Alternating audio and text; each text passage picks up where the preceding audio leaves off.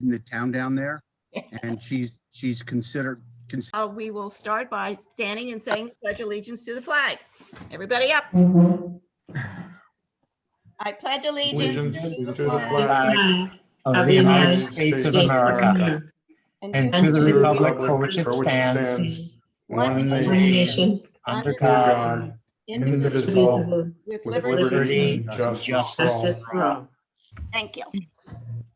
Pursuant to the New Jersey Open Public Meetings Act, adequate notice of this meeting has been provided by posting on the bulletin board in the entrance hall of Beach Haven Municipal Building and mailing the same to Beach Haven Times in the Asbury Park Press. This meeting is a judicial proceeding. Any questions or comments must be limited to issues that are relevant to what the board may legally consider in reaching a decision for each individual application. Decorum appropriate to a judicial hearing must be maintained at all times. Roll call, Mrs. Eddles, Here. Mr. Herensky, Here. Mrs. Lenhard, Here. Mr. Muha, Here. Mr. Pisano, Here. Mr. Stevens, Here. Mrs. Baxter, Here. Mr. Meadow. Here. Mrs. Baumiller, Here. Mr. Jenna, Here. Mr. Tinquist, Here. Mr. Balbo. I saw him somewhere. Jamie there. Balbo. There you Here. are. Thank you. And Mr. LaFredo. He might be joining later, correct? Yes. Okay. Before we go on to the new business, I want to make a few announcements. Where am I getting it back? But anyway, meeting will be from 6 to 9. We won't take any new cases after 9 o'clock, and we'll wrap up for sure by 9:30. When it comes to public comment, if you want to speak, raise your hand or let Colleen know it. And you have to get up and say your name, address, and please put on the video so we can see who we're talking to. And please keep your comments to 3 minutes each. And don't get up a second time unless everybody else has spoken and nobody else wants to speak. Okay? All right, now new business. We have bills for approval. Do I have a motion for approval of the bills? So move, Penny. Second? Second, Jerry. Okay. Mrs. Eddles, Yes. Mr. Herensky, Yes. Mrs. Lenhard, Yes. Mr. Muha, Yes.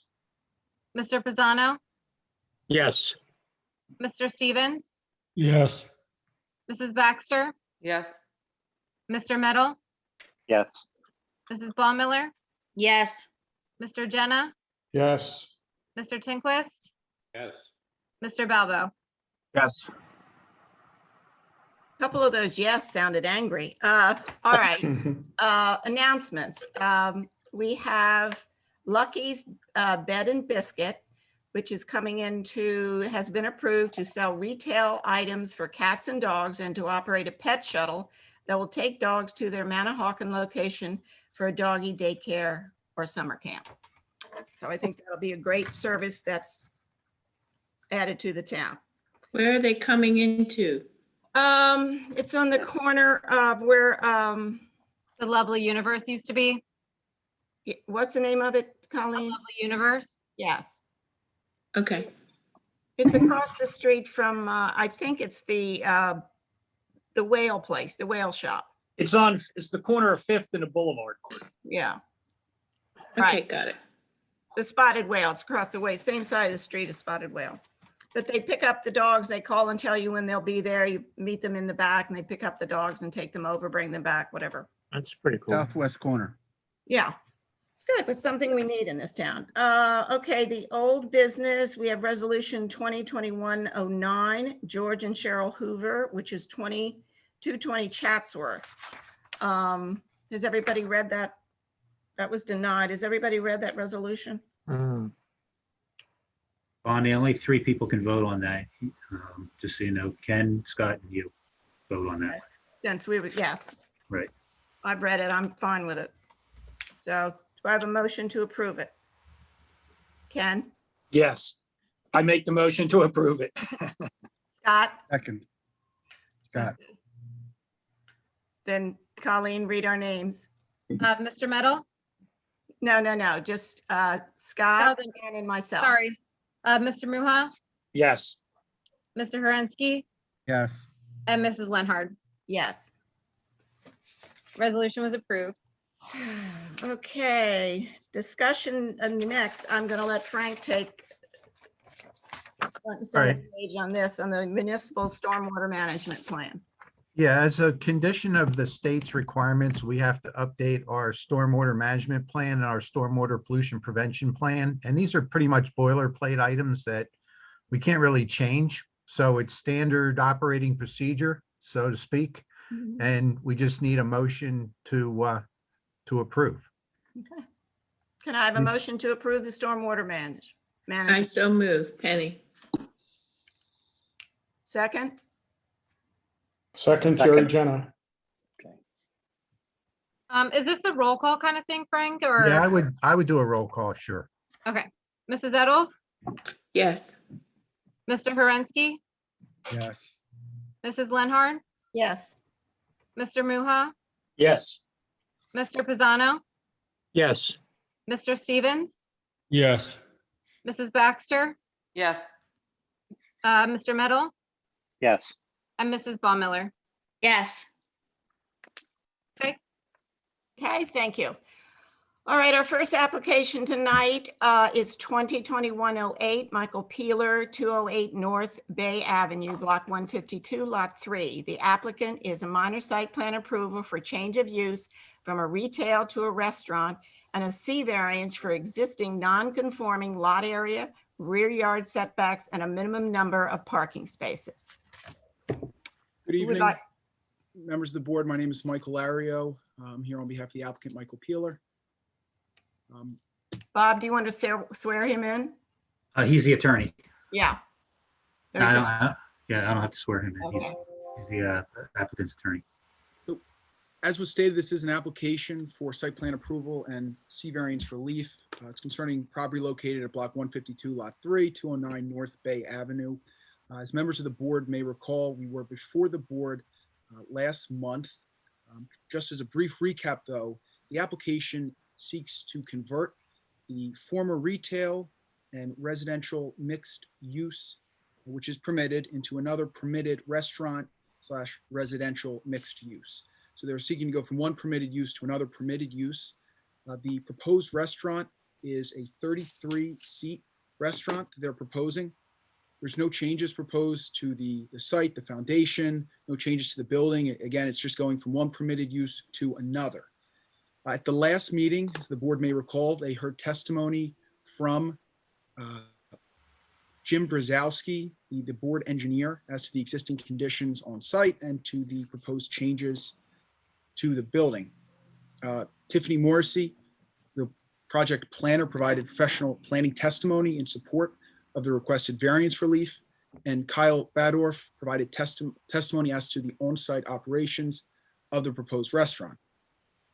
At the conclusion of the last meeting, there were certain concerns raised by members of the board that they wanted the applicant to take a harder look at. We resubmitted revised site plans and architectural renderings, floor plans, of the site in question.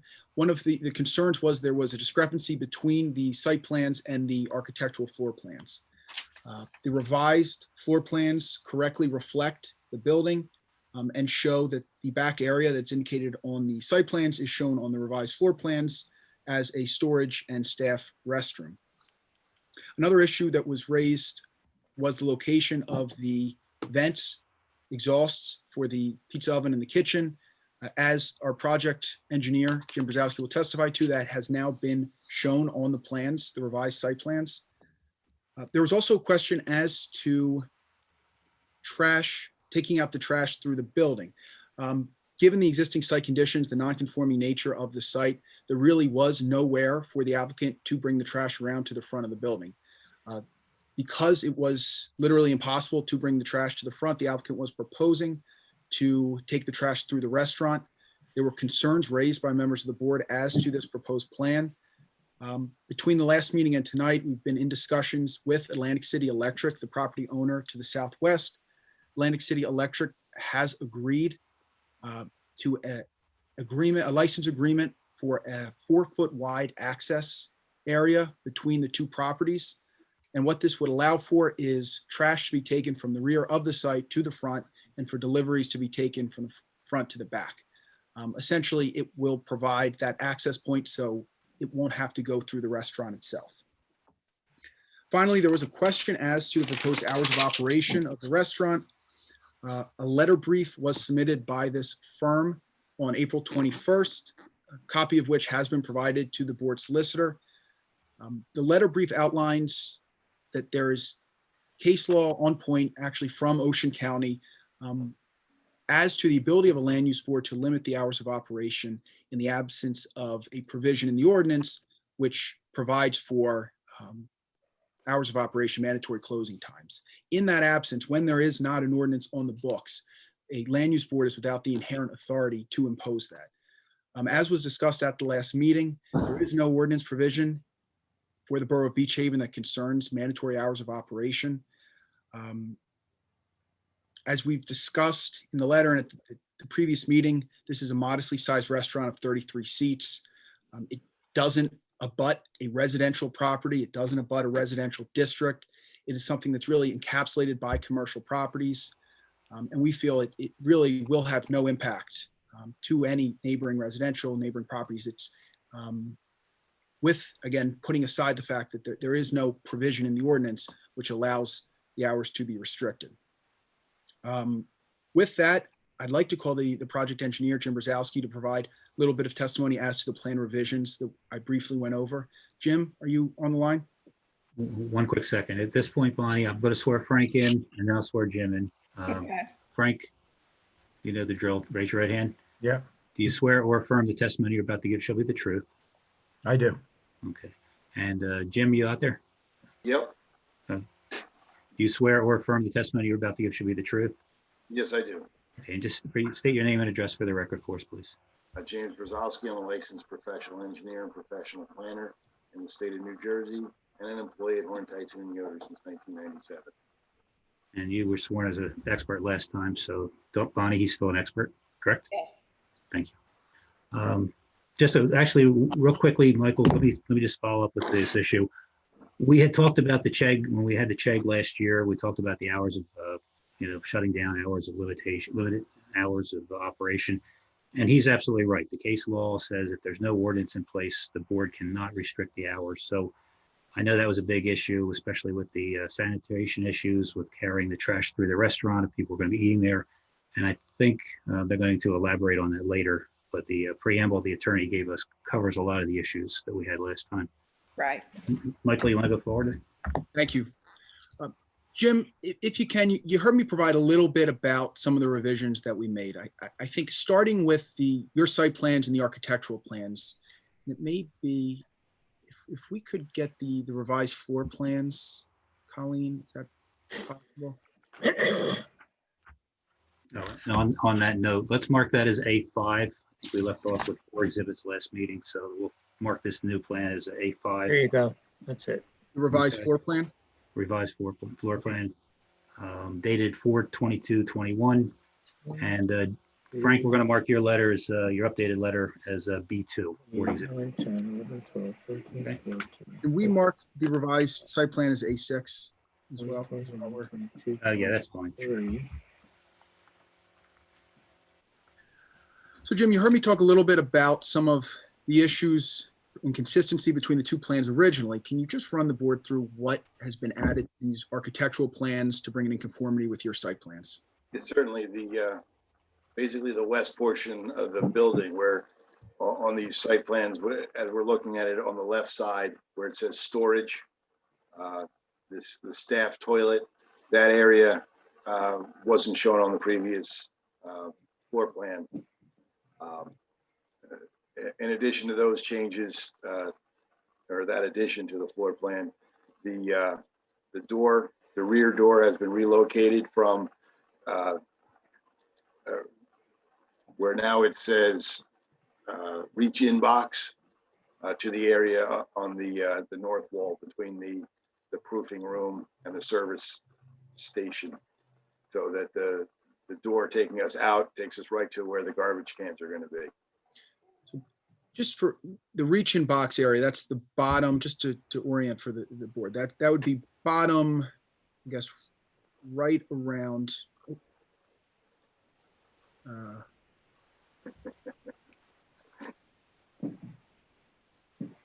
There was formerly a door and stairs there. That's been removed now because Yes. that's going to be the location of the proposed exhaust vents for the restaurant, correct? Yes.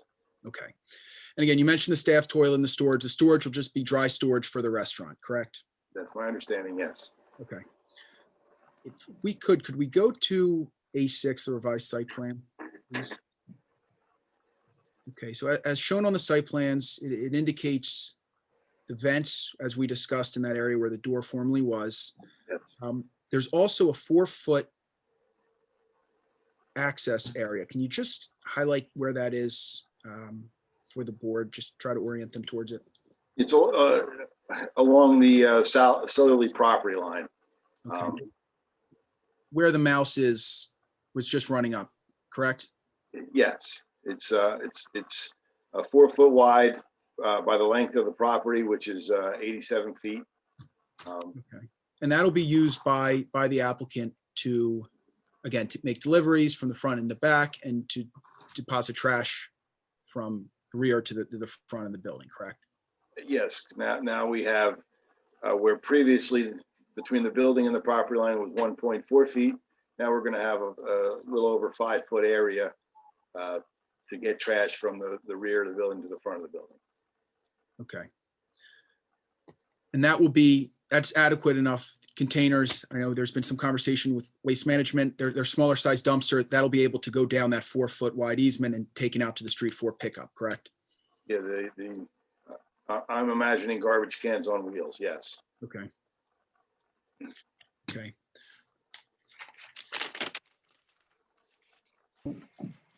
Those are all the questions I have for Mr. Brzezowski as to the revised plans. I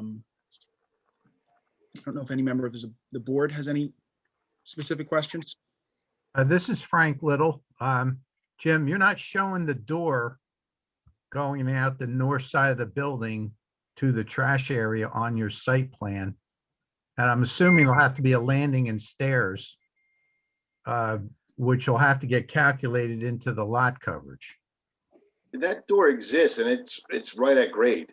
Oh, it is at grade? Okay. Although there is I'm sorry, there's a roof there's a little roof overhang over that doorway that we Right. don't show.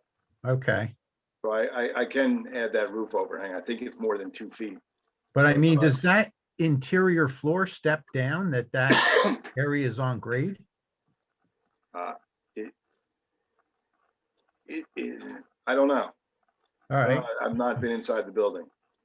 But you're saying it is at grade. So when you open the door, you just step right out onto the lawn area. Yes. Okay. I'm gonna double check that. But All right. Yeah, I was looking at that too. There's stairs to get into the Phoenix building. And I was wondering how you got out that door into the trash area and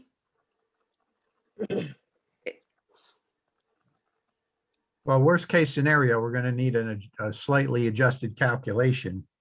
I think we are anyway because of there's like I said, there's a roof over that doorway. Okay. So I think that roof should be counted.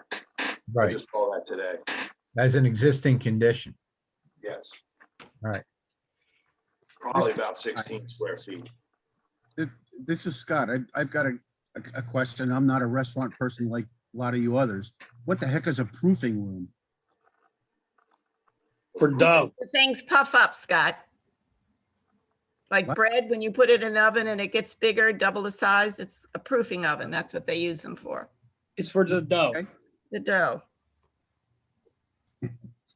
Not So the dough put in the bank. Got it.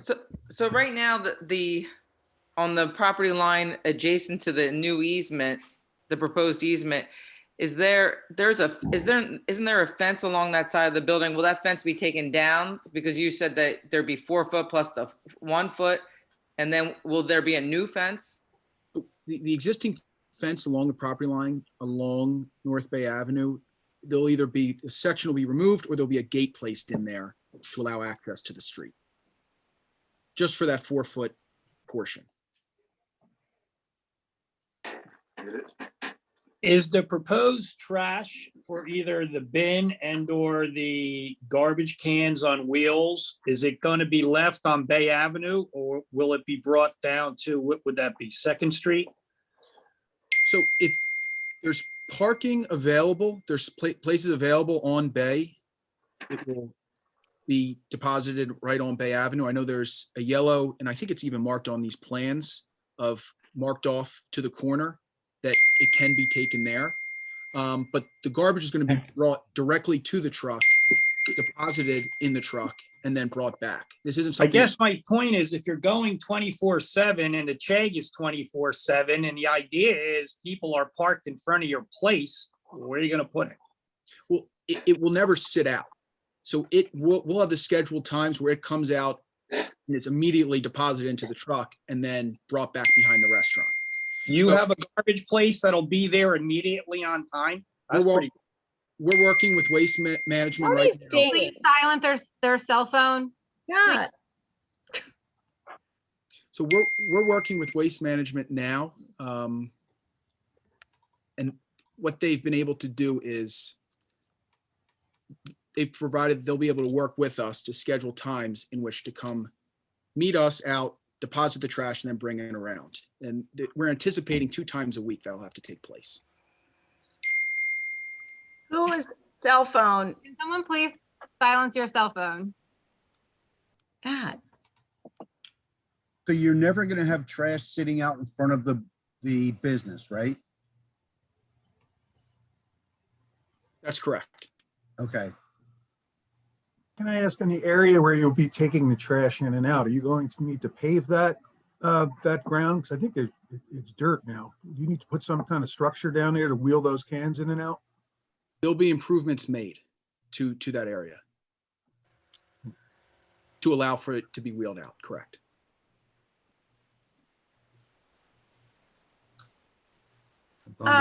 Frank, Yes. just for my own peace of mind, are we not concerned about the safety of the apartments upstairs? Well, I mean, obviously we are. We do have restaurants with apartments. I know, I'm not fighting the fact that they're apartments upstairs. Right. I'm fighting the fact, are they safe? Is there an egress window? I mean, to me, this is a very old building and you're putting pizza ovens in there, which get very, very hot. And I'm just, and the insulation in these old buildings, I'm just concerned about the safety of whatever happens upstairs in those apartments. If they Well, put, unfortunately, the fire subcode official and the building department are going That's to their have to job. deal with that and determine if there has to be any fire suppression system or sprinklers or whatever, but they're going to be the ones that are going to have to look at this when it comes in for a building permit. okay, And the All right. applicant will agree to comply with whatever those requirements are. okay. And Frank, can I just ask you 2 questions on your review letter real quick? Sure. So the refuse management, it says area to service a restaurant and 2 apartment units. Yeah, I had corrected the letter and missed that. There's only one apartment. And were you up there? Do you know it's only 1 apartment? It was my understanding the applicant represented there's only one apartment up there. It's a 3-bedroom apartment. I can, there's only one apartment above there. And you can put that as, again, the applicant's representing that. And then my other question, just to clarify, existing 2,068 square foot vacant retail space within the business district into a 1,608 square foot restaurant. Yeah, I think the first time around, we looked at the square footage on Jim's plan, but the plan's been updated. They're using the entire first floor, which I believe totals the 2,668. I think that paragraph was left over from my first letter. Gotcha, just because those plans weren't accurate. Right. The original plan showed 1608 and the new architectural show the whole first floor. And the site plan now indicates it's 2,068. Okay, if there are no more questions from the board, I'm going to open this. I have a One question. more. Okay. Is it still the applicant's assertion that at 24 7. There's only going to be 3 deliveries a week, and none of them are more than 8 minutes.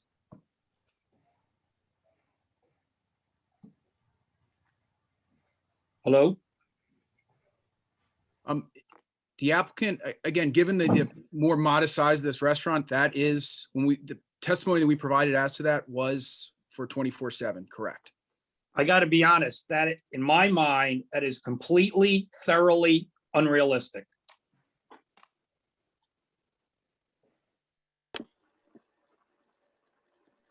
I have a question, Mr. Lario. This is Jamie Baumiller.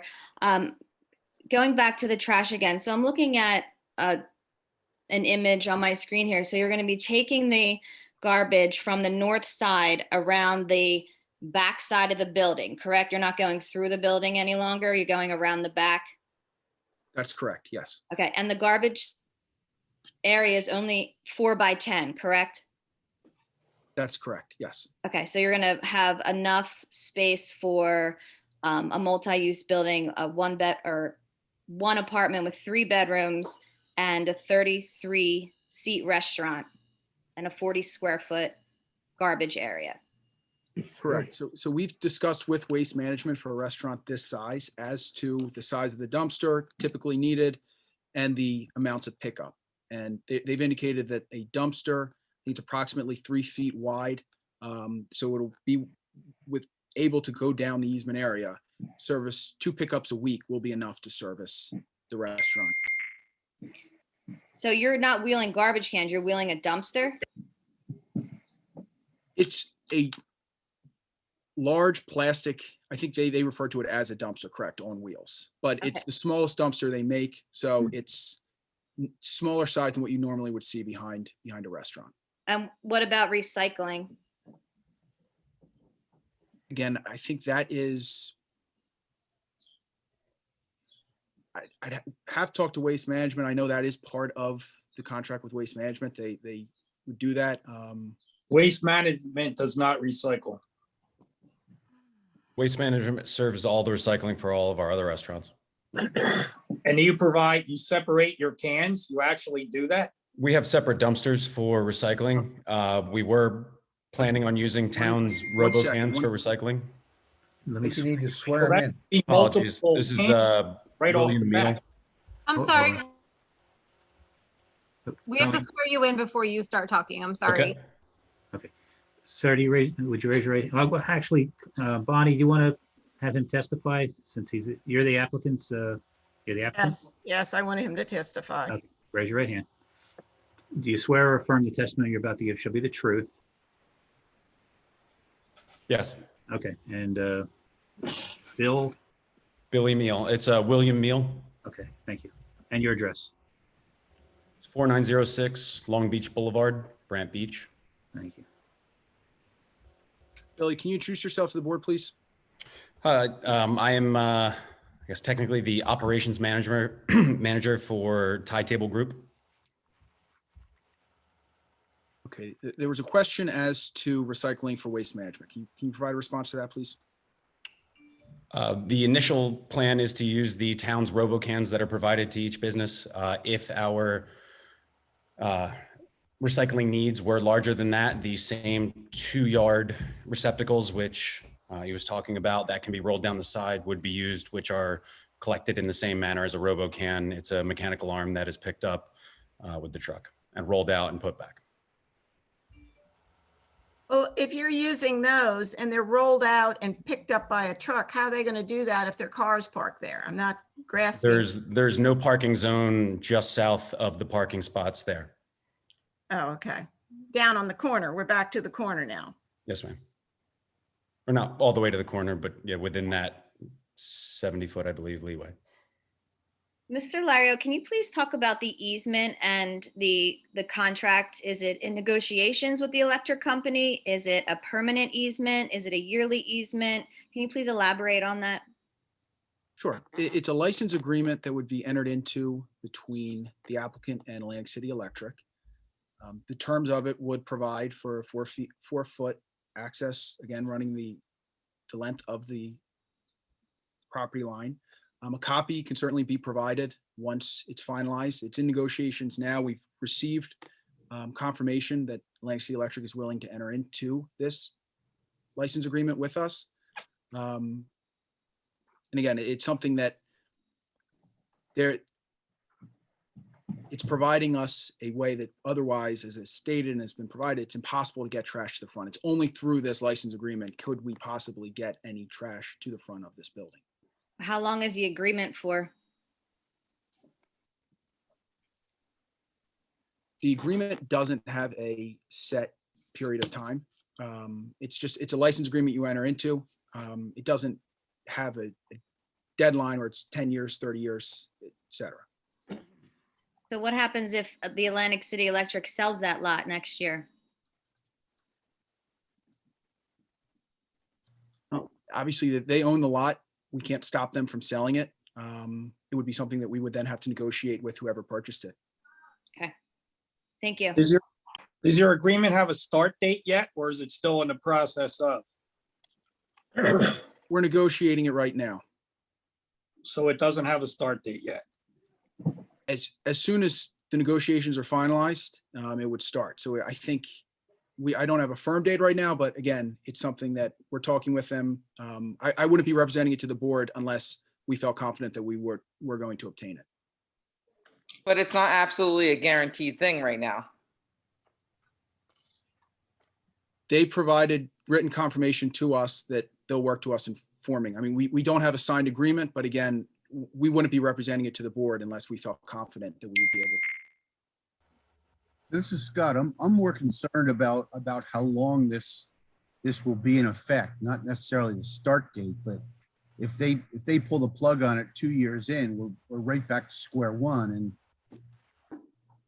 you know, is there any kind of guarantee or assurance we can get that as long as this restaurant will be operating, this trash removal will be available?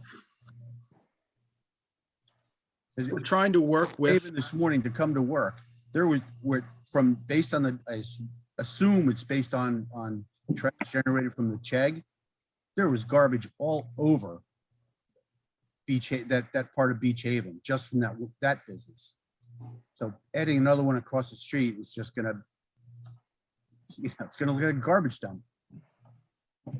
Well, again, we're not proposing to leave garbage on the street. I mean, that's If you don't have the access way, you'll have to revert to putting it on the street for pickup, won't you? Again, with the access we're proposing with Atlantic City Electric, we wouldn't, I mean, this would allow us to avoid that situation what you're talking about. Right. But if you lose that, you'll have no alternative.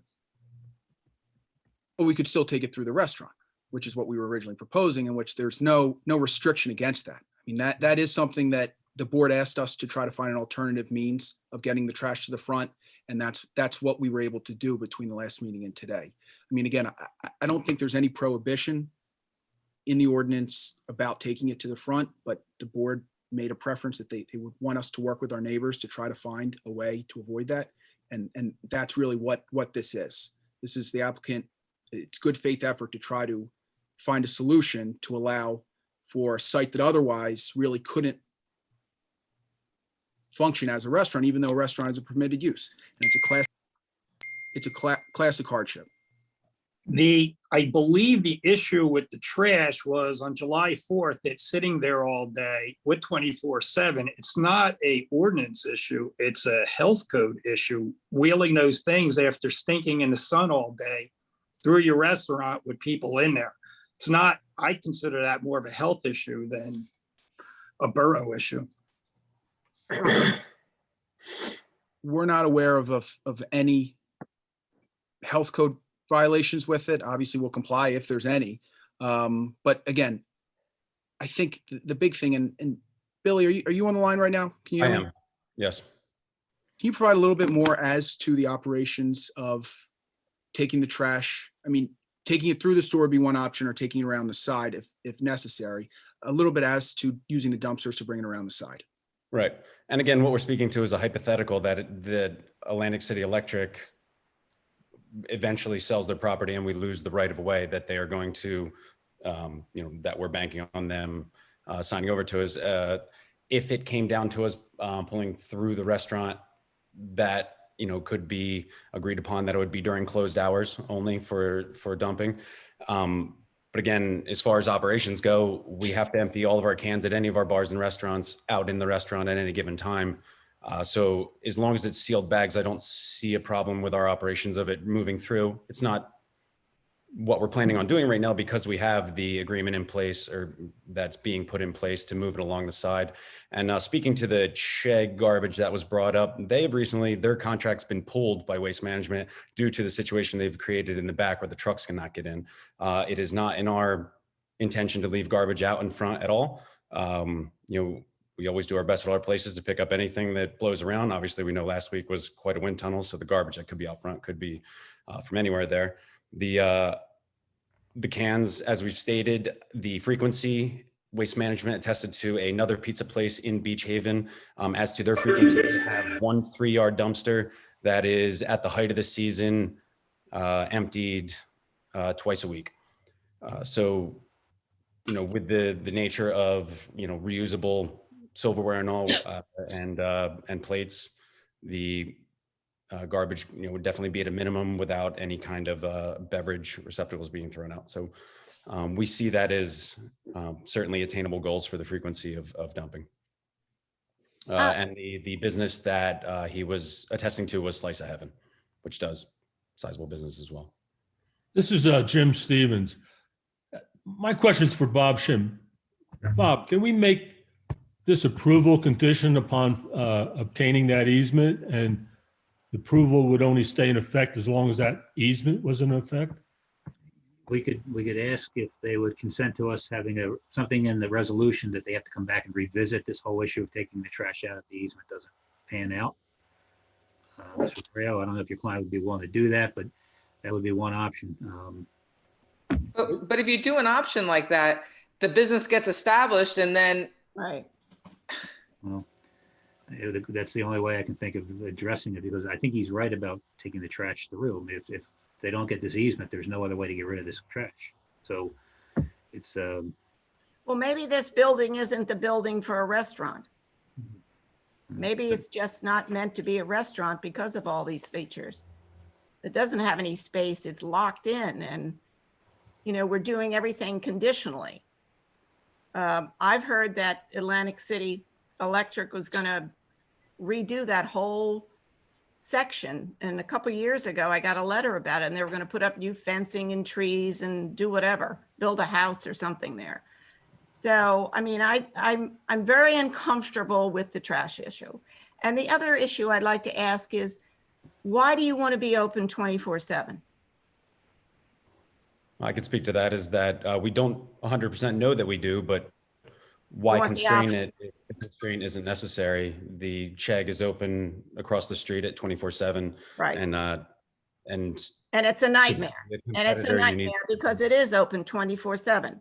And with just having a second one open 24/7, and I know that's not a reason that we can refuse you, but I just see I really think the council needs to address this and write an ordinance so this does not continue and go further. Nobody needs to be out of bed after 2 a.m. Everybody needs to go home and go to bed. You've had all day and plenty of time to drink and laugh and carry on. But I just think our town's going to go down the tubes if we have all these places open 24/7. We own a liquor store. Hey, I'll stay open 24/7. Can't sell liquor, but I can sell beer and wine. Can you imagine how bad it would be? So, I respectfully disagree that, the state mandates the time that we can be open, and we have on the order of, as well as the Shell and the Marlin and any of our other establishments, patrons that seek that hour, and it is a destination. What hour? From 2 a.m. to 6 a.m. they seek that hour? Well, that is the time they seek the hours of till 2 a.m. and 3 a.m. on Saturdays to enjoy live music and beverage. And when you leave, there is a large, contingent of people that want to get food. We do not have, so that's 100% of them going to 7-Eleven if places don't exist to get food. I agree with you 100%. I think bars should be made to keep food open and have food available in their restaurants. If they're going to stay open till 2 a.m., they should have food available to 2 a.m. I can also speak to that. Wait, excuse me. You drink, you go out of the bar, and then you become Beach Haven's problem and the police's problem. You had all that alcohol, you have no food on your stomach. And then you go to the chicken or the egg and you come out and you're whooping it up and you're throwing trash all over town. I just don't think it's necessary. That's my opinion. I understand. And we have attempted to keep food open to that hour. And the massive expense of keeping staff standing around while people aren't interested in eating. And quite frankly, people want to go to the check afterwards. We've kept pizza open late and it just doesn't work. Guys stand there until the end. And then we have to close at 2 anyway, because we are a liquor establishment. So we can't stay open and have patrons inside. They have to be out the door by 2. So that means we have to, at the hour that everybody's looking to get food, they have to be out the door. And that's the same for any bar. But is that the town's responsibility? I don't know. Did I just hear? I'm not sure what that you're asking not- is your responsibility. Did I just hear you're not able to sell pizza at 2, but you're designing a restaurant to sell pizza at 2? No, with our liquor license, we have to have everybody out the door at 2. No, I understand. But my point is if they're not, oh, never mind. No, I understand. I think I caught your point there. Is like staffing until that hour. If it's a known eatery that people can frequent after the hour of bars closing, then we feel that there's there's a market for that. And to speak to what was said about Atlantic City Electric property, my understanding is that they are investing in the infrastructure there, and that is why the sign was taken down, and they are investing in that area as a hub, and it will remain Atlantic City Electric property. And if I may, I know there was a question raised as to the existing conditions of the structure itself. And I think that is important to talk about because it's why this qualifies under the C2 criteria for a classic hardship. I mean, this is a building that has been built out. It's existed on this site for, I think, about 100 years, and yet it's been vacant for, I think, more than 10 years. And it's starting to fall into disrepair. You have an applicant who's willing to come in here and take the steps necessary to try to use it in a productive way, in a way that it's going to be an asset to the community. It's a responsible operator that's going to take over this. They're going to run a clean business. They're obviously, it's something that it's important to them that, again, it functions correctly. And I think it's important to know and to note that this building has been vacant for some time. And I think the applicant is willing to take on the obligation of negotiating with Atlantic City Electric. Obviously, they're going to have to maintain this access area. There's financial obligations. They're willing to do all this to utilize this site and to, again, bring it into use, which is something that the master plan, as Tiffany talked about at the last meeting, specifically talks about, taking these dilapidated, these vacant buildings and converting them into something usable, something that can be used by the community. Is the applicant doing anything to the front? Are they reseed or shaking or anything? Are they just leaving it like it is and just doing the inside? Our intent is to facelift the entire building. I can't speak to a full design. I would assume we would stick with a cedar. That is obviously my personal preference. I know the siding is in disrepair. So, depending on the overall design of it, yes, the interior was gutted after Sandy and left that way. So there's, sizable investment need to be made to the building. The Tidewater group is a wonderful group and your concept is phenomenal. I like the idea. Would it not be best to look at a building that translates better into your operation? Because this one has a lot of foibles in it. So this meets our needs in location, whereas it's known to be an eatery place, especially across the street. So from runoff from the Chegg is alone, standing from a business standpoint there. Never been an eatery. Traffic is, excuse me? It's never been an eatery there. It's not known for that. That's the old Phoenix building. Well, the area. If you have 100 people standing in line next door across the street, then safe to say that people are going to see it. And it's so conceptually, it's just because it's across from the Chegg and you're looking at overflow. Well, and it's in the heart of Beach Haven, so foot traffic alone, is desirable, and also it satisfies another need for us with housing upstairs, which anyone who needs help in this industry knows that housing is a major problem down that end of the island. Not just the Chegg, it's catty corner across from Buckaloo's too. That is a couple of block area of places to eat. All right, I think the board has said what they need to say. I'm going to make a motion to open, can I have a motion to open it to the public, please? But before you do, Yeah, hey, Bonnie, before you do, we were talking about trash and hours of operation. If the easement goes away, can we put a contingent in that hours of operation be tied to times where they're not going to be moving trash for removal? Close while you have to move trash through the building, because frankly, that would be quite distasteful if you're in there and it came, I think, and it came wheeling past your table. well, he doesn't really know that he's actually going to be open 24/7 yet. He just wants that opportunity in case he decides he needs it. He knows that he can stay open 24/7. But I agree. I think it's very distasteful to bring trash through a building. I know you said they did that in Philadelphia, and I thought, well, Beach Haven's not Philadelphia. Thank goodness. So Just to understand, it would be that if at any point in the future, the access area were to be lost, they would have to close while trash was taken through the building. right, that's what Scott's saying. That's what he's asking. Because you'd have a known window where you're going to be bringing it. It's just, you close from 5 a.m. to 7 a.m. or whatever your pickup's going to be. It's just a thought. Trying to come up with a creative way to work around Right, solving this. if they lose the easement. If you do, then you do. Yeah. And real quick, all the, Billy, all the recycling, you mentioned that you're going to put it in the town's blue cans. That was the initial. So yeah. do you plan on wheeling the cardboard out and leaving it for the town to pick up in those 3 cans? For the morning pickups, at close of call. However, again, I apologize that, this would be our first property on the boulevard, but however, the town mandates that recycling or trash has to come out at that time for the borough to pick up, that we would adhere to that.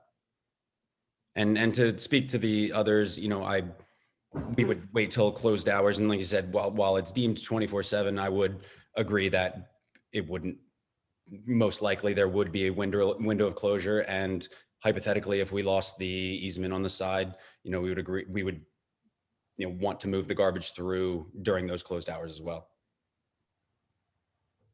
And also I was looking, I see that you'll have the pizza oven and an exhaust that you're proposing on that plan, and it's running through like the ceiling space, the cavity, or Yes. it's not going to run on the exterior of that building? I don't believe it. We don't have full-fledged, I apologize, or at least in front of me, having installed 2 of these now. When you were speaking about, the heat that these do, yes, they do cook at a high heat, but they are massive. If you've been to Burn and Betty's, you can see one. I've personally laid on top of it while having to, change light bulbs while it's been on at 900 degrees all day, and it is cool to the touch. We have the specs for those that show and state that they are ANSI approved by all engineering, that they are, set to stand off any combustible surface at 1 inch, and with triple walled stainless steel tube insulated pipe. That again, we could even plus that up to a larger size that can be in contact with combustible. But with the ones we go, if you make a chase, it just has to be 1 inch off combustible. So all of those things are cool to the touch during operations. No, but I'm saying like the exhaust itself looks like it's dashed and kind of hidden in the ceiling structure going out to the back of the building, correct? I believe so. I do apologize. I don't have, okay, it's right up now. So yes, that is dashed and running straight up the back of the building, then yes. And we would have to. So we're not going to see it on the exterior of the building? Not unless you're on the deck in the back, no. Okay, and then there are no other hoods in this layout? Just the exhaust and the hood for the pizza? It would appear that in this schematic, no, there is not another hood. That would be the location of the hoods for the kitchen use, in that I think it's approximately a 5-foot area where the door used to be. So everything will feed out to that. I think it will. I don't see it like your typical restaurant hood Yeah, I don't either. I would assume that we would have fryers in the back. I do apologize. I've been kind of neck deep in our other endeavor at Bird and Betty's at the moment but I realize that's not an excuse. So if we did have another hood that would meet ANSI and engineering standards as well and follow the same route as the pizza oven to, a safe. Well, I'm just asking the question for the fans. Where will if this stuff isn't on the drawings, where are those fans and where are they going to go? I would assume, I'm trying to, I apologize, I look here. I would assume we would follow the same route and, we can agree to follow the same route to the back and follow up to the top of the building so that the fan is shaft mounted, similar to any other restaurant there, just to a safe distance above the eave in the back of the building. So you do not see it from the front. Are you going to have a grill top and fryers? I'm not aware as to, we haven't set a menu yet. So, and again, I apologize that I don't, if I would assume that we would have fryers at a minimum and potentially a grill top to supplement the menu. And as far as all the designs I've done, this one hasn't been fully fleshed out yet with a menu, but we would follow the same route that the pizza oven duct does and run up the backside of the building and have a standard mount that is accessible by, all necessary standards. Yeah, and I would just say we will obviously the improvements will be inspected. Whatever the fire code requirements are, it'll be in compliance with that as well. No, I understand, but we're being asked to vote on something that may or may not be in front. We don't see it in front of us. It may be there, it may not be. Right. And the fan on top of the pizza oven vent is roughly the size of the fan on the others. And with the space there next to the AC platform, it would not be our intention to run it up anywhere where it would be visible in the front of the building or along the side. So we would take a route up the backside of the building there, just, protruding back beyond where the reach-in box is shown. And can I just, I have an architectural question about the building. I love that building. And when I look at the back of it, I just think about Barry's and how we have the back of our building. And I think about Shoes for You and all those like people back in the 70s were adding stuff on the back. You've walked through the back of that building. The back is just kind of like a shed that's been put back on there. Is it structurally sound? Do you feel that you're going to have problems if you go to outfit this? It just seems like that was just added on to the back of this nice building. Right. And I'm familiar with the add-on nature of the Beach Haven shotgun shack that turns into a house that turns into a restaurant. I've been down that road, and we would follow the same process that we did with Black Whale and any of those buildings that have been put together in that nature, and start from the ground up and make sure any architectural and structural members are obviously not compromised, and we wouldn't invest in this without making sure it's structurally sound. And again, it would have to be inspected as well. And that's, I know I keep saying that, but this is not something where it's, if it were unsafe, that would be something that would be determined by the municipal professionals. It's also before us though, and it doesn't meet the rear yard setback too. So it's just these kind of questions right now. That's all, is it, if it's all falling apart anyway, is this the chance to maybe clean up the property a little bit? I know on behalf of the operator, I know William Burris, I think he's available. From my personal inspection, because it is brought down to studs at the moment in multiple locations, does not seem to show any sizable rot, which would have, made us question the entire integrity of the building. So, if any of the major, structural members need to be, sistered and or upgraded, that would be step one. Yeah, I was only asking because it could be brought into conformity if it was in such a disrepair. Understood. I apologize. I wasn't on for the backyard setbacks, but I do, know we would want to stick with the existing footprint if it's, but we would repair anything that was, damaged. Okay, does anybody else have any more questions? I think there is, on behalf of the operator, there's an additional individual who's trying to speak, William Burris. Well, Key can speak in public comment, can he? He's on behalf of the operator. He's an applicant's witness. All right. Mr. Burris? Yes. Okay. Would you raise your right hand, sir? You mind turning your camera on? Yeah, I don't see it. Let's see. Hold There on. you are. Start video.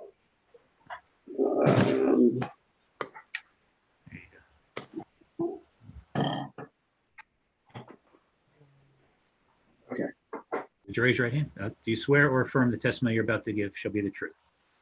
I do. And your name and address? William Barris, 100 Northwest Avenue, Beach Haven, New Jersey. Thank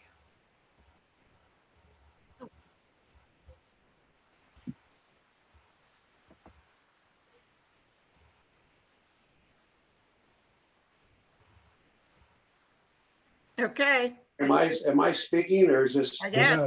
Michael, you're muted. Okay, I'm an owner. I apologize. I was muted. Bill, if you can you introduce yourself to the board, please? Mike, thank you for all your help. I'm an owner here along with Melanie Magaziner, Eric Magaziner, Linda Barris, Robert Nugent, and Virginia Nugent. This is our application. We looked at this building because the building was in significant peril because of Sandy. I did all the work to straighten this building out after Sandy. But unfortunately, and I don't want to get into a lot of personal stuff, Michael's had his issues. He lost his wife. Sandy really sent him for a loop. His wife's family came and sued him for her share of the estate because they never got married. I'm sorry I have to get into all this. Yeah. But at the end of the day, there's structurally, I'm not aware of any issues here from a framing situation that have to be addressed. It is our intention to completely redo the outside. There's been a lot of discussions about apartments. There are no apartments. There was a residence above the store that was lived in by Michael and Kathleen. We intend to use that area for employee housing. This store has been in many, many different configurations over the years. At some points, and Jeanette Lloyd will show you the photos if you're interested. It was 3 different stores. In fact, this was the original store for the fudge shop. This was the first place that I believe Mr. Maskell had his fudge shop, or his predecessors had their fudge shop. As far as the trash circumstance, we were prepared to bring the trash through the restaurant. Somebody made comments about trash cans being in restaurants. I know other people who sit on this board who have trash cans in the middle of their restaurants. I also know there's people sitting on this board who would be competitors possibly to this restaurant. And I wonder about the questions and what we're trying to accomplish with respect to all that. But at the end of the day, after your comments at the last meeting, I spoke with Ken Mosker from Atlantic Electric. They agreed to a 6-foot easement. I use the word easement because they came back and their legal department said, we can give you a license. We can't give you an easement because we are now going to do all of the improvements required by the borough for the streetscape. And they're also doing a new building there to house generators and storage batteries that they need to satisfy Beach Haven's power needs. I spoke to the man myself. My attorney, Keith Davis, who Mike Lario works for, spoke to him. We have an agreement with respect to this license. We're happy to discuss with the board what that may mean. But I would think there'd be more interest in seeing a building like this restored in an area where it probably makes sense to have a restaurant. We're across the street from a restaurant that 7 o'clock in the morning has an hour-and-a-half wait for breakfast. I'm not the only one that deals with that. We all deal with that. And as far as staying open, we really don't have any hours in our ordinance. All of a sudden, we have to have some kind of a situation where we impose closing times. Well, if you need to impose closing times, pass an ordinance. You don't have one right now. The only ordinance that you have that talks about restaurants and closing deals with licensed alcohol establishments. which you know we comply. We've been in this town for almost 20 years now. I think we've done a good job. We've made significant investments in this town.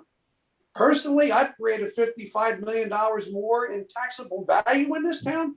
And I think what we're trying to do here is a good thing, not a bad thing. I think competition is good for everybody. It helps everybody raise their game. And, you know, I hope the chicken and the egg raise their game a little bit. You know what? Ken, maybe you raise your game and maybe Nicole raises her game and maybe everybody gets just a little bit better and the people in Beach Haven had a better deal because competition is good. Competition keeps you on your toes. It makes you do things better.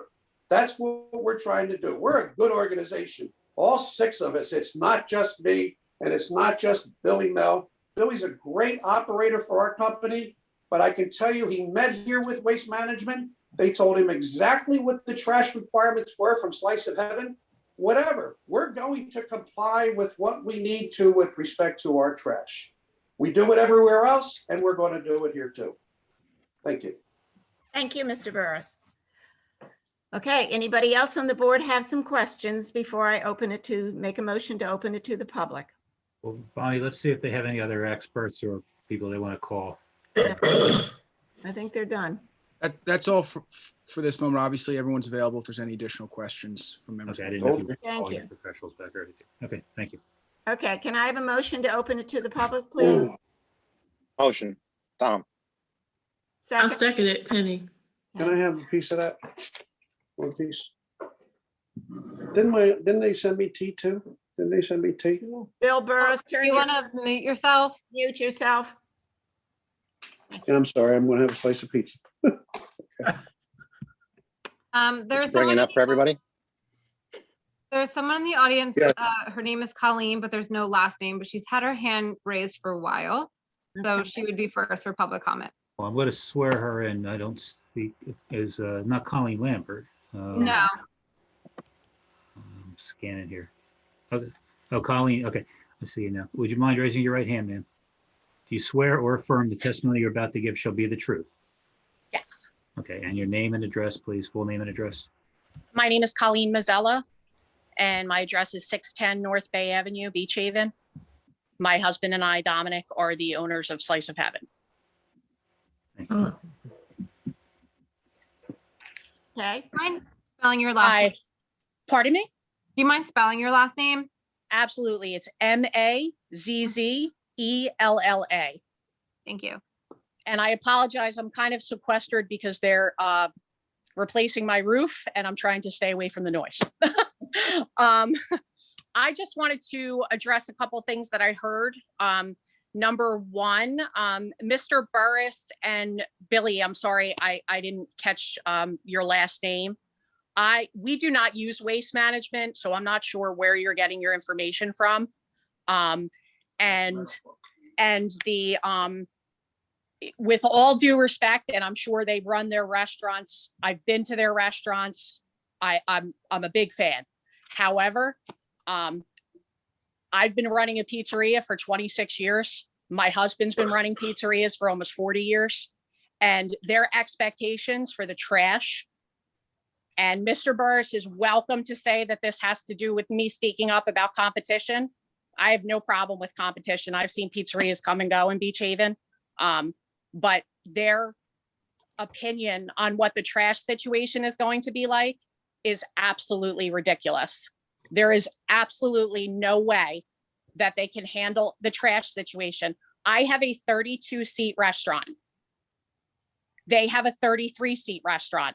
I'm open from 11 a.m. until sometimes 12 o'clock at night. And there's absolutely no way that with the hours I have, that the trash could be handled the way that they're talking about handling it. It is going to be an absolute disaster area. The other reason that I know it's going to be a disaster, we did use Waste Management. We no longer use Waste Management. And the reason we don't use Waste Management is because I'm sure Waste Management is making them a lot of promises to get their business, but they left our dumpsters out in the middle of the road all the time. They never cleaned up anything. And I'm just they're going to make you all the promises in the world, and they are not going to stick to any of them. And it is going to be a disaster up there. The second issue that I wanted to discuss was the fact that I have a 32-seat restaurant. I have 19 parking spots. They have no parking for this place. And anybody who's been through that area of Beach Haven knows that it is a zoo up there. It's an absolute zoo. So if they can open a 32-seat restaurant with no parking, then I don't need a parking lot anymore. I can shut my parking lot off and open up an entire outdoor seating area. Because if that's what the town is saying, that we don't need parking that nobody needs private parking anymore, then that's great. I can double my capacity for seating.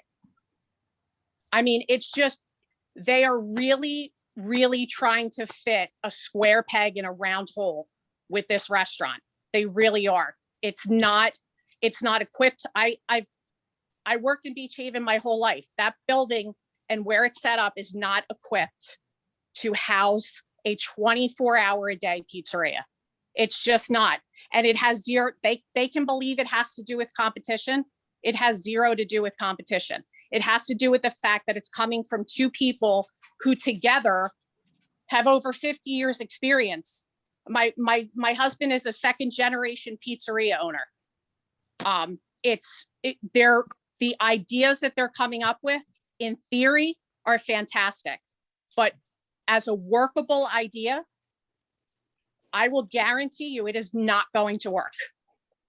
And you're going to have a disaster on your hands up there. You absolutely are. Thank you, Colleen. I appreciate it. No problem. Anybody else? Bill wants to speak again. Are we able to comment on those open comments? Apologize. Well, I'd rather, yes, let's listen to what they have to say, the public has to say, and then you can come back and wrap up. How about Okay, that? how about questions? I don't want to wrap up. I want to ask a question. Okay, but I'm asking, you've already spoken, Bill. I'm trying to get other people to speak. If there's Well, anybody else. you have a witness. I want to get a question from this witness. I'm allowed to do that. Yeah, you're allowed to do it. I'm not saying you're not allowed to do it. I'm saying I'd like to see if there's anybody else that has anything to say first, and then you can ask the witness the question. Is there All right, well, anybody else from the public doesn't comment? leave. Anybody else from public comment that would like to speak other than Mr. Burris right now? You can either raise your hand or unmute and put your video on. There's nobody else. Michael Barney, hand raised. Michael. Mm-hmm. Sorry. Okay. Yes, I do. Well, now put your hand up, sir, please. All right, sorry. Okay. Do you swear or affirm the testimony you're about to give shall be the truth? Yes. Okay. And spell your name for us and your address. Michael Barney, 431 Amber Street. Thank you. Okay, go ahead. No, I just wanted to give a quick, I mean, I was pretty much there since I've been 2 weeks old. I've been going there. My house is over on 431 Amber Street. And, you know, I think we all know that at the end of the day, the only thing open late at night for anything is 7-Eleven, and that's cool and all. And it's a little difficult to drive, 25 miles an hour all the way off the island. Like, God forbid we want any type of food at, late in the evening. I, for one, would definitely appreciate a pizzeria open 24/7. Like, Slice of Heaven is good and all, and I respect their opinions. But I honestly think that, it wouldn't be a bad idea to have that pizzeria there. The Chegg has been great. I've been, when I was younger, I used to go there at night, after a night at the Catch or something. It was fantastic. I loved it. To have a little pizzeria across the street, I think would be amazing. So just my 2 cents. Thank you, Michael. No problem. Thank you very much. Anybody else? Barb Kona. Unmute. Hi. Hi, Do you great. need me to swear in or anything like that? This is just public comment, right? Yeah, let me swear you in. You might be testifying, so I just want to cover all bases. So raise your right hand, please. Do you swear or affirm the testimony you're about to give shall be the truth? I do. Okay, and your address, please. I see your name there. Barb Kona, 100 Northwest Avenue in Beach Haven. Thank you. I am actually the selling agent for this property. And I just wanted to mention that when I showed this property many times to people, the number one thing that everybody wanted to do in this place was a restaurant. Every single person that came through the door at 208 North Bay Avenue wanted to put a restaurant in there. The place has been in disrepair and vacant for many, many years. And as a year-round resident in Beach Haven, I, for one, and I would imagine there are many other people who would echo this, would love to see a business open in there. Regarding trash, I don't think that anybody else should be penalized for trash from another restaurant or an issue that another restaurant has with trash blowing around out in the public. That should be an issue that should be dealt with each individual restaurant. And this property is going to have to adhere to borough standards on many different things, health department standards on different things, and the building department. So this is just a question of, can they put a restaurant in there or not? And as far as the previous comments by the woman who owns the pizza restaurant, they have parking in place. She mentioned the parking. This place doesn't have any parking. So each site has to be dealt with on an individual basis. You can't all of a sudden develop parking for 208 North Bay Avenue. It is what it is. They don't have anything there. They're trying to deal with it. I'd like to see something open in there. That's all. Thank you. Thanks, Barb. Anybody else? Anyone else? Okay, do you want to go back to Mr. Burris? Actually, I'll jump in right here. Okay, So I apologize. I believe it was Colleen. right. Slice of heaven. Waste management serviced them up until last year. And again, that is what I was told by Waste Management. I apologize if that is incorrect. I'm not going to speak for another business. The zoo that area is that she referred to is due to the draw to this town. And the parking, we don't expect this business to be a draw for 200 more cars to come to Beach Haven. We're looking to capitalize on the deficiency for places for people to go in that area that are already walking around that area. We also draw on a long-standing reputation and knowledge base for restaurants as well. Going back to with Bob Nugent and Jenna Nugent at Ship Bottom Shellfish, Eric started there as well. And that's 40 years back now.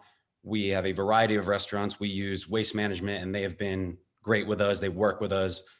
They're there in a pinch if we have any issues with them. We've actually changed from town and city, depending on which town or city we're in, from their trash pickup and recycling pickup to move to Waste Management because we were having issues with the town's facilities. We run Bird and Betty's, which has a 1,300 person capacity and runs longer hours than any restaurant can because they don't have liquor license. Well, I apologize, not the shell or the catch, but with that 1,300 capacity and packed doors, the amount of trash that is developed there is staggering. And I don't feel that anyone, barring a seagull pulling something out, is not an issue there for us to handle. So these few seats, whether we have to be creative or not, because of the historical situation of the building, we will, and it will be tidy and dealt with professionally. And that's something, Billy, that you'll agree to contract with Waste Management to make sure going forward that it's not an issue of trash being in the street. Understood, as we do with every restaurant, and they hold the contract for all 6 of our restaurants, potentially the 7th and 8th on the way. Potentially they will be who we work with there. Okay, thank you. Is there anybody else because I'm going to close it from public comment if there is nobody else. Can I ask you a question? Bill, do you want to speak again? I'd like to ask my question. Okay, ask your question. My question's for Colleen, who testified. Could you tell us when Waste Management stopped taking care of your trash? I'm sorry, can you repeat that? When did Waste Management stop dealing with your trash? Well, when did my contract end with them or when did they stop collecting my trash? because I brought in Meadowbrook and was still paying them because I had a contract with them. But I'll be perfectly honest with you. I really don't think it's Waste Management's position to be discussing my contract and my restaurant with other people. So I think you answered my question. Thank you.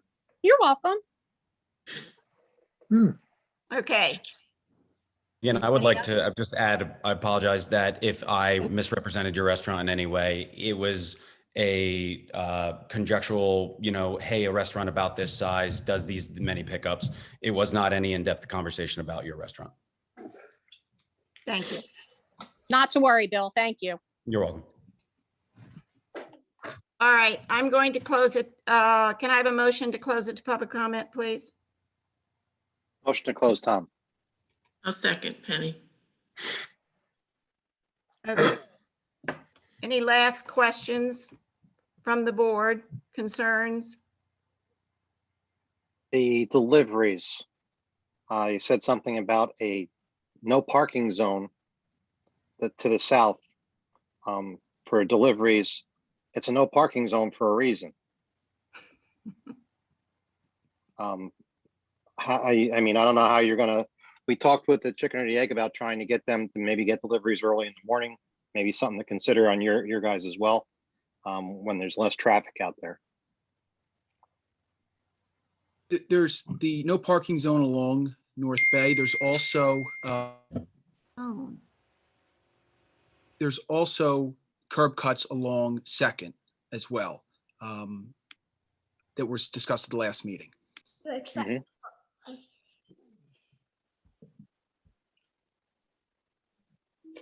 But the idea of you guys just being able to use the no parking zones at will makes them yours, not the no parking zone for safety that they're supposed to be. Understood. And we take delivery at all of our other restaurants at roughly 10 in the morning, if not earlier. All the produce comes earlier than that.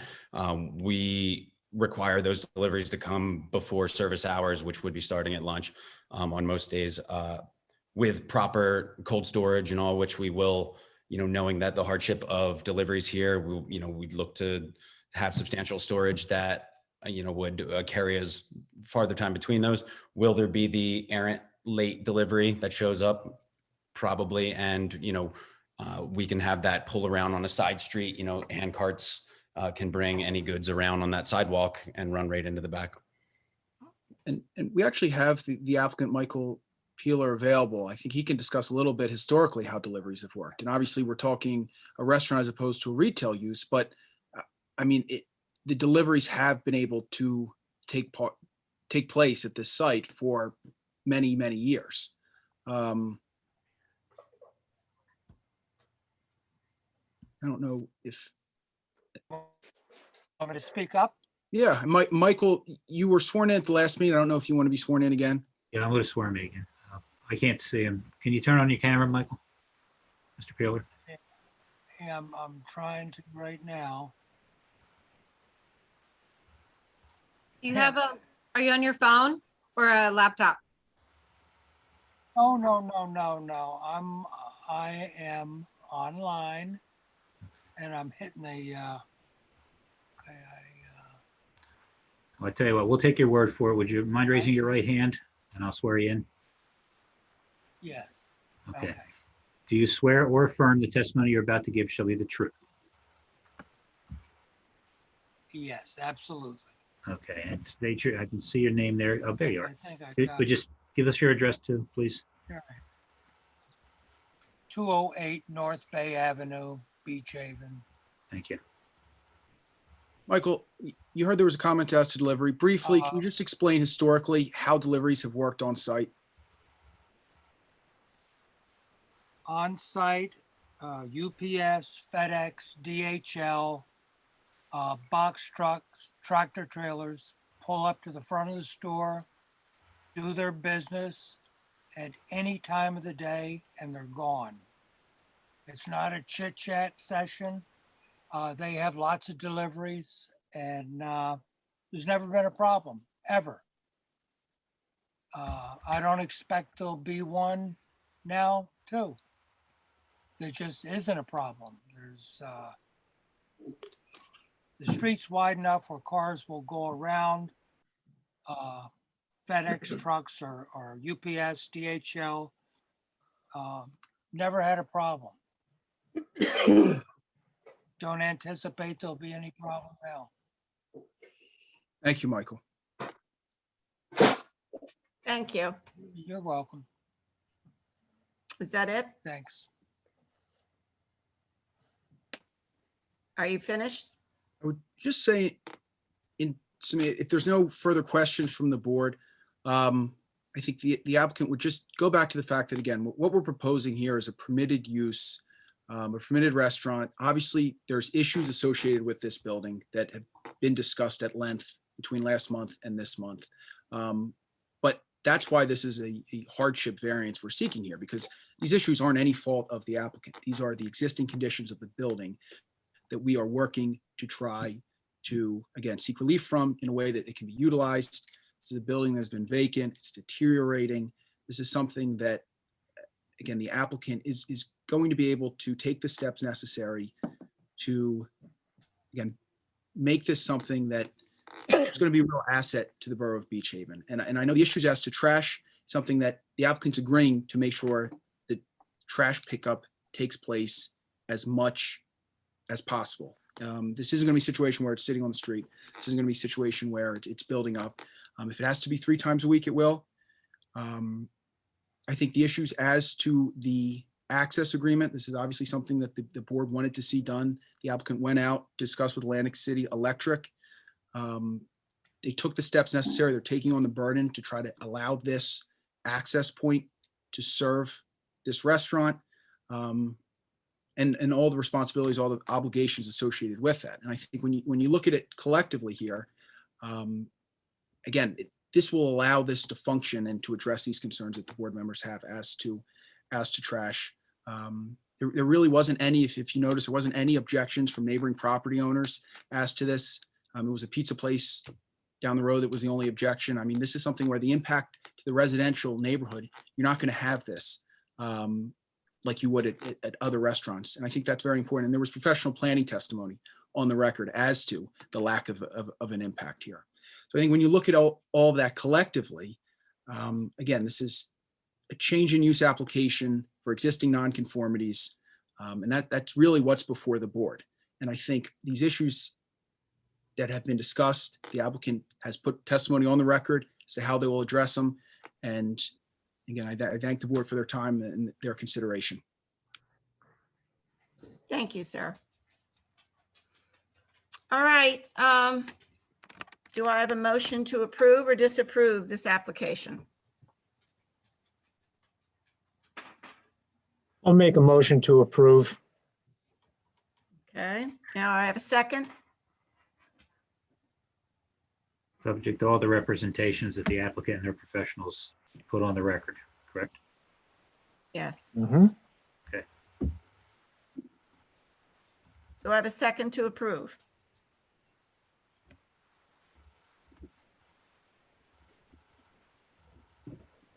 Okay, Bob, what happens if I don't have a second? Bonnie, I'll second that. Jim? Jim Stevens. Thank you. Okay. Okay, Mrs. Baxter,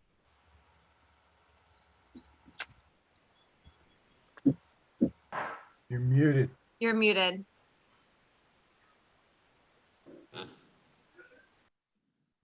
So we're approving it as the way it is right now? Well, they didn't put anything in the motion, any qualifications. If you want some qualifications, speak now. Nicole, what they're doing is they're approving the application as presented tonight and last meeting with all the representations that the applicant's attorney, and the professionals put on the record. So there were a lot of representations. I have pages and pages of notes. It's all going to be in the resolution. Okay. I'm just concerned about the easement. And like I said, the only thing we could do if it becomes a problem, I mean, you heard testimony that if they have to close the restaurant to take the trash out, they will do that. That was one of the applicant's witnesses. So I can put that in our resolution. Could do that. I won't put down hours. I won't put down they have to close a certain number of hours, but if they have to shut down for the trash to be picked up and empties to be brought back in, I'll put that in the resolution. And that Honey, no I have a trash cans are to be question. left on the sidewalk at all. Tommy, the idea here is they're supposed to know when waste management's coming. That's what they testified to. So they know it's going to be. What about all the cardboard that gets picked up by the borough too? And I mean, that's not going out at night before. Is it going to go right out an hour before the town comes real early in the? I'm just, this is only coming before us once, so. All of that was stated previously. It's all on record. Yeah. Robert already has all the testimony on record. He said he has pages and pages. Yeah. When I said I would make a motion to approve, it was based on all of what's been spoken about tonight, everything. And last meeting. I just didn't think it would be necessary to rehash everything in making a motion to approve. I thought it was understood that this is a judicial proceeding and that everything that has been spoken is in fact on record. There's a fair amount of open issues that haven't been closed. Like what? Like Bonnie there brought is this no to, licensing. Bonnie asked us for a motion. What hasn't been discussed and why wasn't it discussed? Oh, it's discussed. It just hasn't been closed. It doesn't have to be closed. It's already on record. The applicant has to perform. It's our job to define what is going to be the use of this land. We know how it's being used now. Beach Haven is getting nothing from this property right now, zero. We have an applicant that's willing to invest their time and their money to make it a performing asset.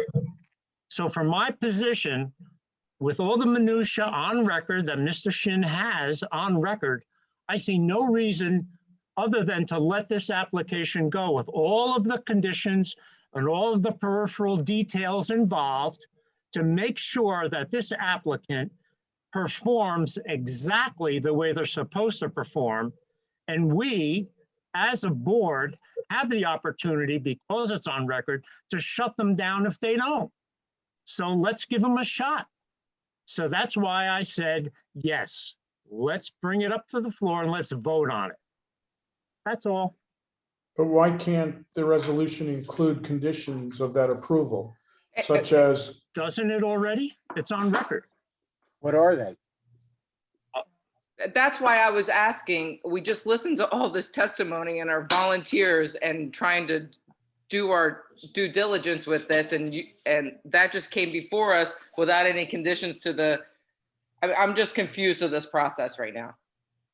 I mean, Bob Shin, can you help When us? Bob writes up his resolution, he will have all the conditions that have been discussed tonight in the resolution.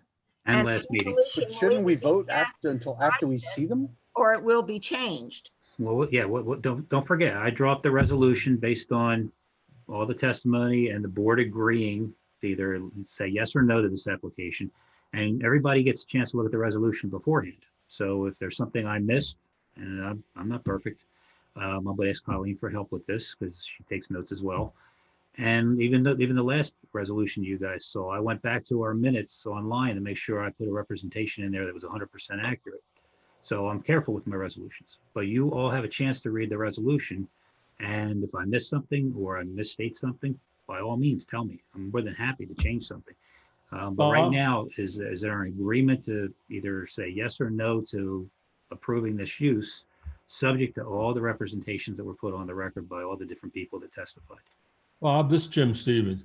Yeah, I had mentioned about making it a condition for them to obtain the license for this easement.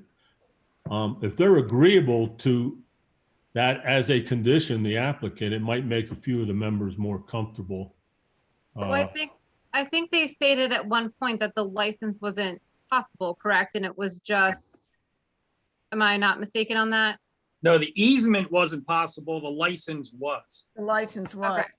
But there's no time limit on the license. We don't know anything about the timing of the license. And then the applicant also said at a couple different points that if the license is for some reason they can't get it, they won't take the trash out while there's people in the restaurant. They'll shut down. Right. Now, again, I'm not trying to pin anybody down to shut down a certain number of hours, but if they have to shut the restaurant down to take the trash out and bring the empties back in, that's going to be part of this resolution. I don't think it's going to be objectionable because we did hear testimony from one of the many people that spoke on behalf of the application. Trash will definitely be the nightmare of this application. It has. Ifs and mays are not shalls.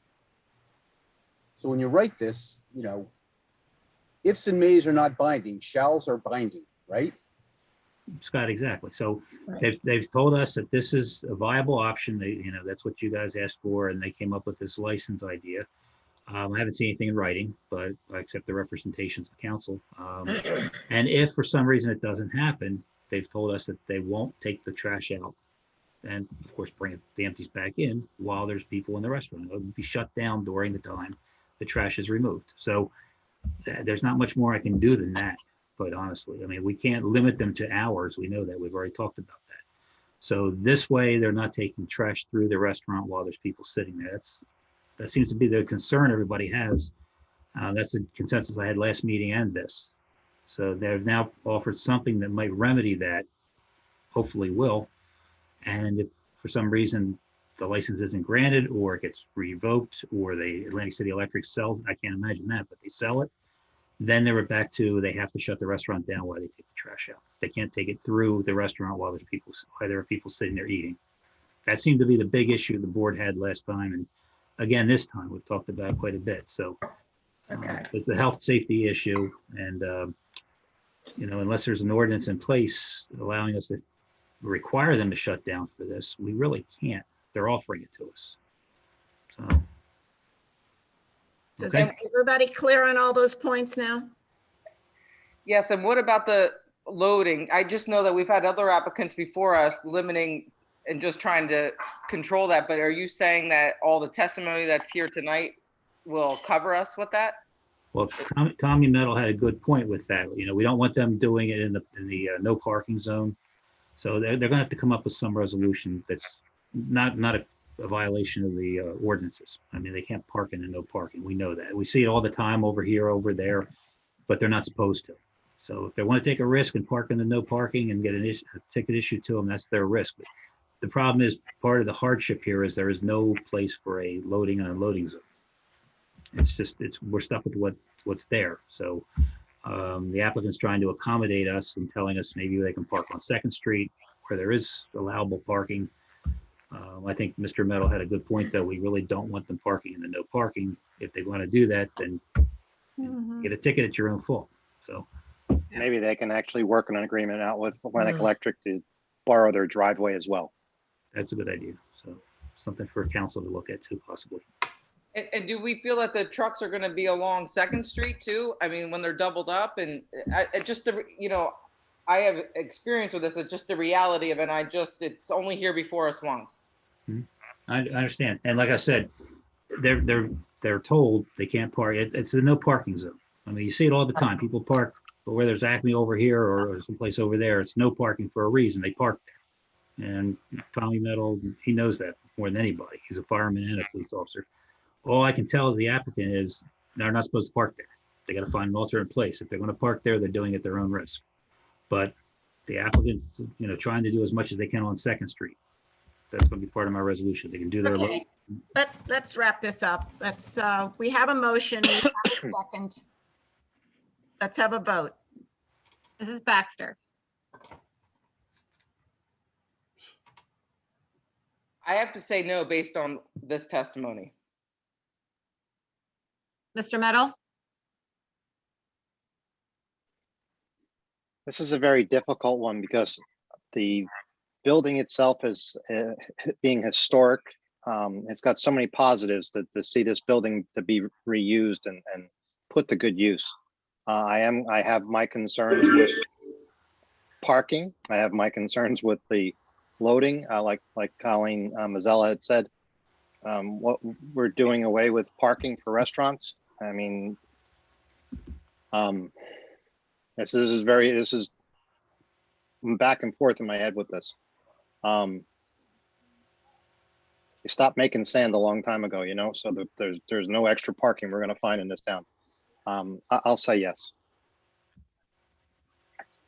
Mrs. Ball Miller. You're muted, James. Did that to my students all day. This is also difficult decision for me. I love this building. It's one of the oldest buildings left on the boulevard.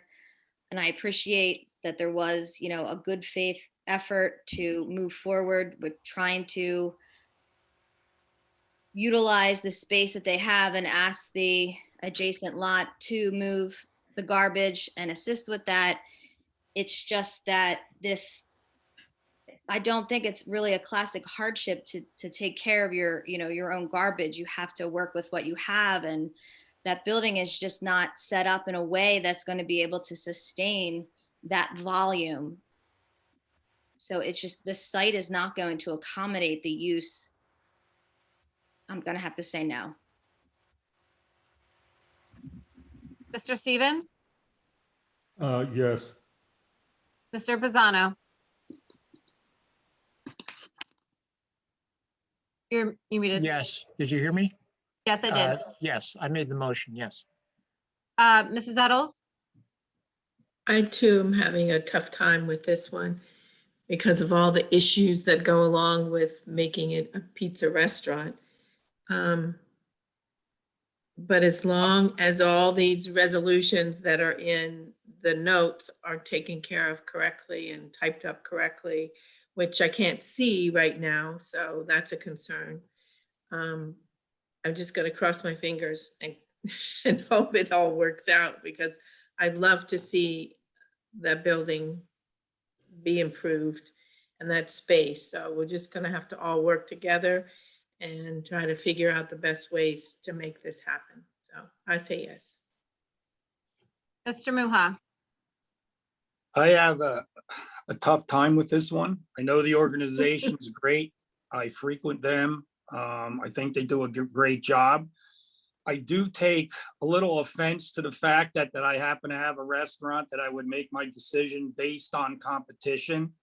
I think, and that's unfair to myself and Nicole, that was put out there in the public, and I would like an apology. However, I think my record shows that I vote for restaurants 99% of the time. My problem is not with a restaurant. I think it's a wonderful idea. My problem is trying to fit a square peg in a round hole, and this isn't the place for that concept. It's a great concept. It should work. I vote no. Mr. Horensky? I'm struggling with this as well. On Thursday, Friday, Saturday night, you can't go anywhere and not wait an hour or more trying to get anything, even if it's something simple. So I agree, we do need more options. Like Penny said, I don't have a clear picture of what all the resolutions are. Bob Shin, would you type them up? Do we then get another shot to vote yes or no on the way you've typed them up? You get to vote on the resolution and you get to come back with feedback to me. So the resolution is not binding until it's actually voted on. So understand. So between now and our next meeting in June, you have a chance to, and I'll get this out. I'm going to try for the end of this week. So you'll have plenty of time to look at it, you know, make sure everything that was addressed is covered. And before you vote on it next June, when it actually becomes binding, you can come back to me with any comments or criticisms. And that goes for both, you know, people who are in favor and against. So I'm more than willing to listen to anybody that's got comments if I miss Once something. the resolutions are typed up, this vote could substantially, any one of us could change based upon the way our understanding of the way they're, okay. Right. In that case, then I think these people have made a real good faith effort to improve this empty building. So I'm going to vote yes. Mrs. Lenhard? I'm going to vote no. I just feel that this is the wrong business in the wrong spot because of the trash. I just have an issue with the trash and the easement and how long the license is going to last. I just don't think it's the right spot for this restaurant. Conceptually, I think they can do better somewhere else in town. We have 5 yeses and 4 nos, so this application has been approved. Okay. Members of the board, thank you very much. I hope everyone has a nice night. You too. Thank you. Thank you. Thank you. That took us an hour and 35 minutes. Now we're going to application 2021-05 S&S Properties, 305 North Bay Avenue, Block 169, lots 1, 2, and 4. The applicant is seeking preliminary and final site plan approval. The applicant proposes to demolish the existing Fred's Diner and construct a new 2-story building. The first floor will contain retail space and storage. The second story will contain 2 two-bedroom apartments. The applicant seeks variance relief on impervious lot coverage, rear setback, and no loading zone. Special D variance is requested, the non-permitted use of the parking lot in the RB zone.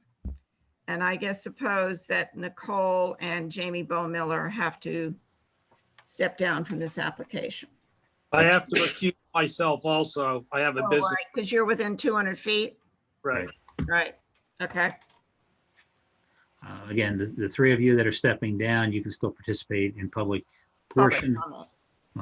But yes, for purposes of voting, obviously you can't participate. So, and thank you, Ken, for bringing that up. So before we get started, I just want to, A1 will be the site plan from East Coast Engineering dated March 25th, 2021, signed by Jason Martino. It's 5 pages. A2 will be the architectural plans of Sarah Jennings dated February 3rd, 21, and revised March 23rd, 21, 4 pages. A3 will be a synopsis of the applicant's plan from Jim Rabin. And Frank, your letter will be B1, a little letter, March 29th of 21. So with that said, Mr. Rabin. Thank you. Good evening. James Raven on behalf of the applicant S&S Properties. And just before we start, Mr. Shin, do we have 7 board members voting? Oh, good question. So let's see, we have. We do. We have Okay. Tom, Jim, Joe, Penny. We have 7. Okay. No other conflicts, anybody? Nobody else has a conflict with anything? We want to make sure he's got 7. He needs 5 out of 7 votes. 1, 2, 3, 4, 5, 6. And Jerry will be 7. Yeah. Wasn't at the last meeting. Does that make a difference? No, what happened was this was never actually, there was never any testimony There was taken. never anything happened. It was carried. So it's all fresh, so you can participate. Okay, thank you. So everybody's familiar with the site. It's the Fred's Diner property. It's located at the corner of 4th Street and Bay Avenue in Beach Haven.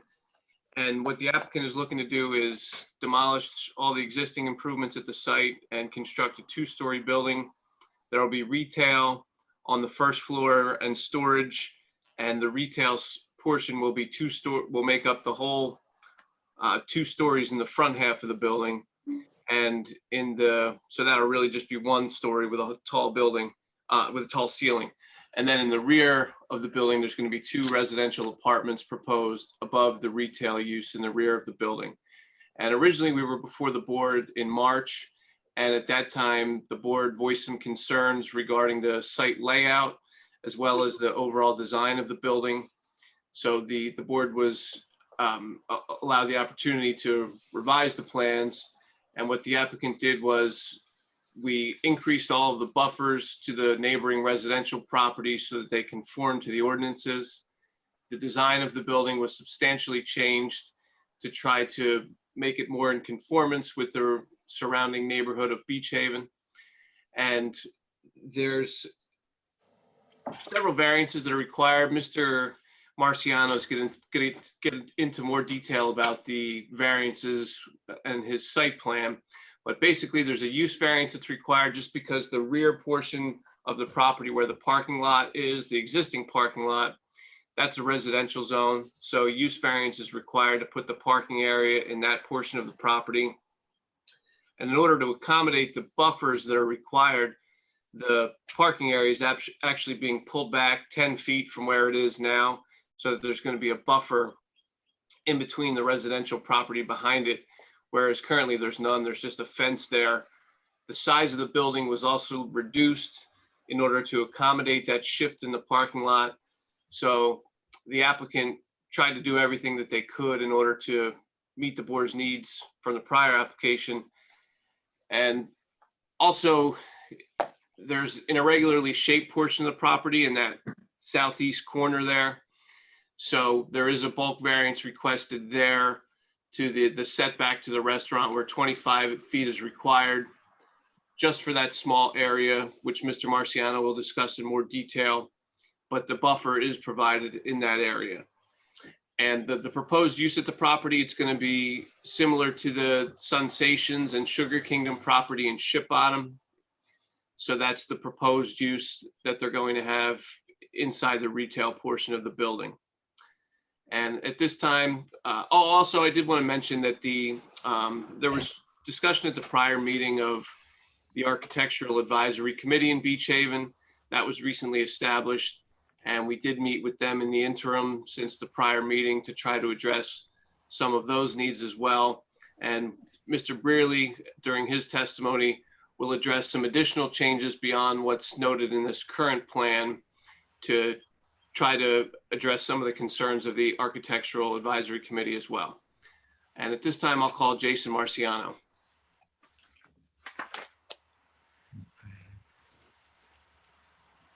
Mr. Marciano, are you there? Yes, I am. Okay. I can't see. Would you raise your right hand, sir? Yes. Do you swear or affirm the testimony you're about to give shall be the truth? Yes, I do. Okay. State your name and address. Sure. Jason Marciano, with East Coast Engineering in Toms River, New Jersey. I'm a licensed professional engineer and licensed professional planner. Did you ever testify before Beach Haven before? Yes, I have. Yes, in person. Okay. Bonnie, do you accept him as an expert or you want to? Yes. Okay. Yes. Thank you. Thank you. Thank you. And Mr. Marciano, you've prepared the site plan that we've submitted as part of this application. Yes, I have. And would you give an overview for the board of what exists currently at the site and what we're proposing as part of this application? Sure. At the existing site, as was mentioned, it's Fred's Diner, which is right on the corner. The building's physically on the corner of the northwest corner of the property of 4th Avenue and Bay Avenue, 4th Street and Bay Avenue.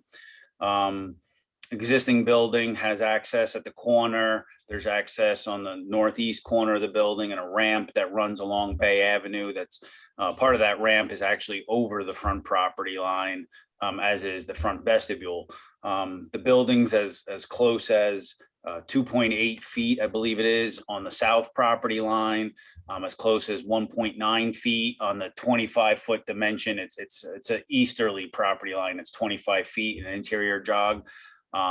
In this site plan here that's on everyone's screen now, it's a faint orange line is the outline of the current Fred's Diner building. To the rear, again, close at that 25-foot property line, it's an attached walk-in refrigerator or freezer to the building. And then the balance of the property to the east of the building is currently concrete or pavement for, it appears like a low loading dock and a paved parking area. And there's also a trash dumpster that's just out there up against the fence to the southeast. And how many parking spaces are required with this application? Well, with the current building size and the 2 apartments, it's required to have 11, and we propose 11 in our new parking lot. I can go through some site features of the proposed as well. So again, the new building is still in that northwest corner of the property, up against the property lines. But we've, as you can see on this site plan, all those green tree symbols represent Leland cypress evergreens that create a 10-foot buffer along all of the residential properties. There was no buffer there under the current situation where Fred's Diner is. There's 0 buffers provided. The pavement goes right up to the eastern property line and that 50-foot property line. So we're creating that 10-foot vegetated buffer along all of those property lines. And again, so shifting that parking lot more to the west than currently exists, which gets more of it out of the RB zone. And just to compare, the existing Fred's Diner footprint is 6,644 square feet. And the building we're proposing has a footprint of 5,236 square feet. So we're reducing the building that's on the site footprint wise. It's actually a 21% reduction in building. Then when you look at the impervious that's east of that or to the rear of it, the existing site has about 4,613 square feet of impervious and concrete, that loading area in the back. And we're proposing 4,046. So there's like a 12% reduction in impervious in that area of the site. Landscaping, it's reverse. We're actually increasing landscaping. I had, looking at the current site, there was again a little sliver of vegetation. I wouldn't call it landscaping, some weeds and vegetation on the south side of the property there. And it was only about 386 square feet of vegetation. With the landscaping that we're showing on this plan, it's over 2,400 square feet. So that's over a 500% increase in landscaping on this site. And again, that landscaping is positioned as a buffer along the residences where it's most effective. And, setbacks we've improved on the south property line. It was 2.8, now it's 10. In the rear, again, where that walk-in freezer is attached to the building, we were as close as 1.9 feet to that 25-foot property line that runs north and south. We're getting that all the way up to 21.5 feet. So from 1.9 to 21.5, that is still a variance condition. 25 foot is required there. But again, we've gotten it all the way up to 21.5 feet from the 1.9 that exists there. The trash dumpster, we proposed that. It's at the rear of the building in the southwest corner of the parking lot. There's a trash enclosure, which is almost 15 feet from the nearest that corner of the residential property line, where currently the dumpster is really just out in the open, almost on the property line at the rear of the parking lot. So again, we've moved that away from the residences, another improvement. As far as impervious goes, the existing site with the concrete, the building, the asphalt, the existing site's at 96.5% impervious. Now we've taken and reduced the building, we've reduced the parking lot. And so our new impervious calculation is 79.5%. So 79.5% still exceeds the 60% that is allowed in the zone, but it's a great improvement over 96.5 that exists at the site. And I'll also add that 79.5% includes a large chunk of permeable pavers that we're proposing. It's shaded in this. There's a blue label in the middle of the parking lot, and all that shaded area of the parking lot will be permeable pavers. So that's 27.5% of the site will be permeable pavers. So if we were able to take a credit for that, our true impervious would be down to 52.5. But again, we can't, but it definitely diminishes the effect of impervious surface on the site. And then, as was mentioned in the opening remarks, we need a use variance because this parking lot is in the RB zone. The site is split. If you can see running north-south, there's a dashed green line. It's 80 roughly, well, it is 80 feet back from Bay Avenue. Running north-south is a green dashed line. That's the zone boundary. To the left of that green line is the business district. Right there, yes, thank you. And to the right of that is the RB zone. So you can see we still have some parking in the RB zone, but we've reduced that quite a bit. The existing site had 3,740 square feet of pavement of parking area in that RB zone, and we're reducing that to 2,521 square feet of parking. So we've reduced it by a third of what's in there. And of course, the difference is used for landscaping and buffering. So we feel we've made a big improvement on there. Going with the commercial, we heard in the last application discussions on parking. And so in this case, you know, our footprint of our retail and our apartments are triggering the need. They calculate for a need of 11 parking spaces, and we provide 11 parking spaces. That includes a handicap in the northwest corner of the parking lot, which is a very short distance to the access ramp on the north side of the building. So you always want to have your means of handicap egress being the shortest distance into the building, and it's very short by positioning the handicap where we have it. So with all those modifications, I feel we've greatly improved the use of this site. It's an old building. I don't know how old, but it's definitely a little bit dated. I don't know that it meets Beach Haven's desirable look, you know, as a coastal community. And you know, in browsing the master plan, I saw one of the objectives is to promote and encourage revitalization of deteriorated properties within the business district. Well, I think by adding the landscaping, reducing the parking lot, reducing the building, and clearly improving its facade, we are revitalizing deteriorated property. So additionally, I forgot to mention that currently there's concrete sidewalk on Bay Avenue and on 4th Street, but we're going to take out the concrete sidewalk, put in the pavers, put in the streetscape lighting that's in the new streetscape ordinance. So we'll have the lighting, the pavers that are sought, multiple benches around the building, and planters and trash cans that all come out of that streetscape ordinance. So it'll all look very attractive at the street frontages of the site. And the sidewalks are from the building to the back of the curb is about just shy of 12 feet, 11.7 feet. In front of the trash cans and planters and benches, it's just shy of 10 feet of clear sidewalk right there. So that's what we're proposing. Nice means for pedestrian access around the building. We didn't include crepe myrtles and other trees in the sidewalk because, again, once you add the benches, you reduce the width to just under 10 feet. Adding trees would also impact that maneuverability around it. So we didn't put that part of the streetscape, but we did include all the other elements of the streetscape. And I think the only variance that we didn't cover is that there's no loading zone proposed as part of this application. And really the only way to have a loading zone would be to sacrifice some parking. Is that correct? Right. The parking aisle is a full 24 feet in width.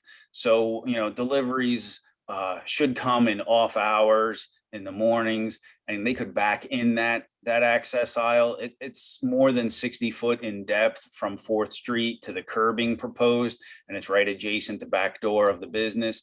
So it will serve as a loading zone, but it's not a dedicated loading zone per se, but it allows trucks to be off of the streets to unload quickly and then be on their way. Likewise for the trash enclosure where it is, the garbage truck could easily access it and then back out of the site without interrupting any on-street traffic. Okay, and the bulk variance that's requested for the setback to the residential area where the 25 feet is required, does that constitute a hardship in your opinion, the irregular shape of the lot there?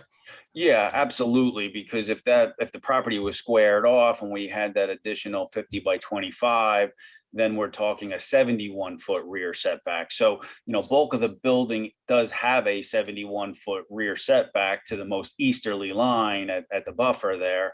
But that little 25-foot jog, as stated, we did reduce the building from the current Fred size to this size by 21%. And if we were to try and, you know, shorten the building even more to the north, or take, you know, chop off the southerly portion, it would be kind of underutilizing this commercial piece of property here. So the area there where we're requesting the variance, it's basically more similar to a side yard than it is a rear yard as a result of the jog there. Right. And again, we've added a 10-foot buffer in there where there was really no nice landscaping in that area of the site at all. And this plan is the grading plan that shows the buffer vegetation, but on the landscape plan, there's even some more vegetation between the air conditioners and this vegetation. So we've tried to thicken it up, screen the building a little bit more. Yeah, right there it shows it. We had some additional plantings put in there to hide the air conditioners, and just, that way now the residences are looking at, you have, over 17 feet of landscaping in that area, where right now it's a shiny silver walk-in box that they're looking at with the chiller unit right kind of outside their windows. So I think there's a big improvement here. And with regard to the use variance for the parking lot, is the site particularly suited for the parking lot use in that area, in your opinion? I believe it is. I mean, it appears to have existed for a very long time as a parking lot. I looked back through some historical aerials. I forget how far back I went, but it appears to be used for parking for quite some time. So I think it's definitely suited for it, and I think it's better to have that, grade level feature, a parking lot in that area, instead of trying to move the building to the back and squeeze the parking on the front. I think it's a much better use of the site to kind of maintain that rear parking on a side street. And again, we can buffer, we have landscaping around it for the residential neighbors. And with the additional buffers added in, do you see any negative impact to the surrounding property owners or to the public? No, I don't see negative impacts, again, over what is there now. The present use of the site as a restaurant. I definitely see a huge improvement. We're adding curbing to keep the stormwater away from the neighbors. Right now, it's just pavement going right up to the property line. So I don't know if the neighbors are impacted by stormwater, but we're going to, mitigate that, increase the landscaping. And again, the building itself is even further from the neighbors. So there's a ton of benefits to this site. Again, that we opened up the setback areas. I feel that there's adequate air, light, and open space. The new building, the new parking, the new landscaping, it definitely provides that desirable visual environment. So there's a lot of positives and a lot of items of the municipal land use law promoted by this application. Thank you. And did you receive a copy of Mr. Little's letter? Yes, I did. Okay. And if we could just go through that, if there's anything we didn't address, bear with me a moment.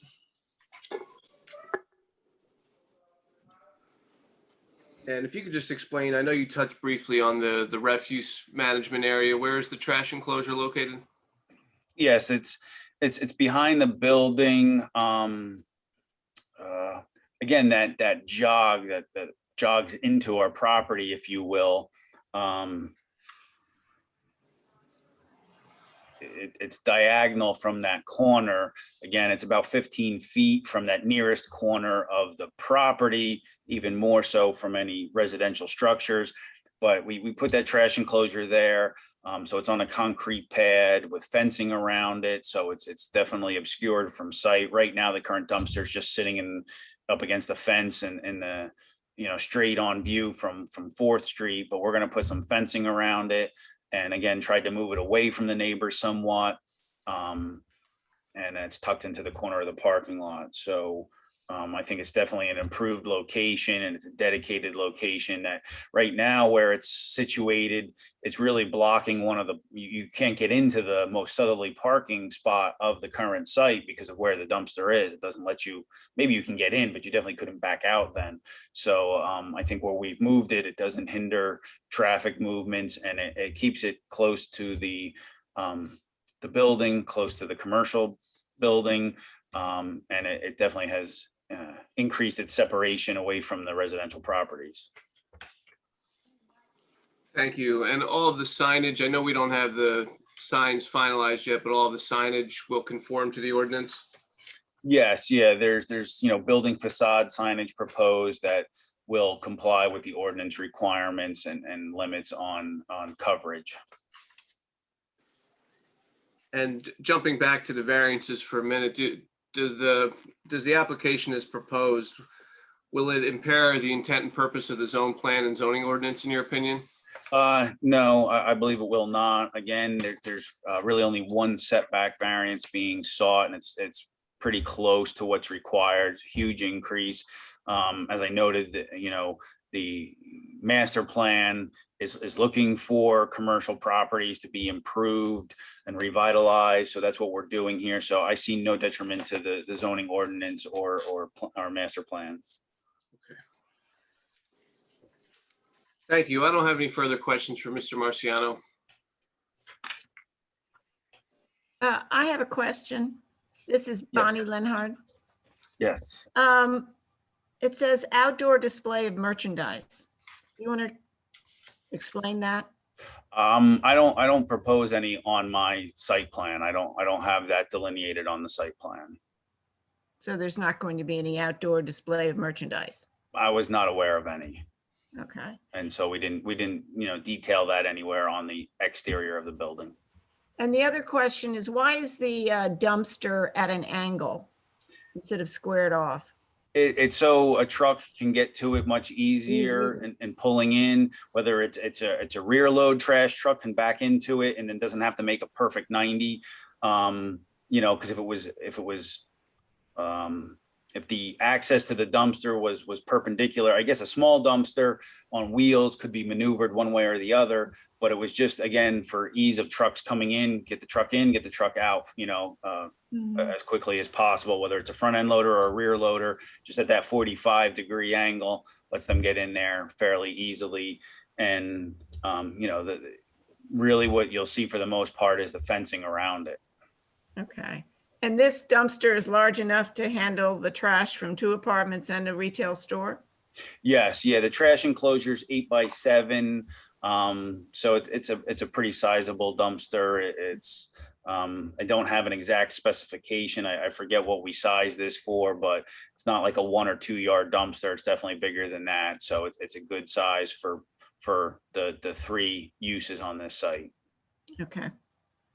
All right. Anybody else have any questions or? For Mr. This is Jim Stevens. Jim? 2 questions. One question on the lighting in the parking lot. Are you going to provide 100% cutoff on that fixture?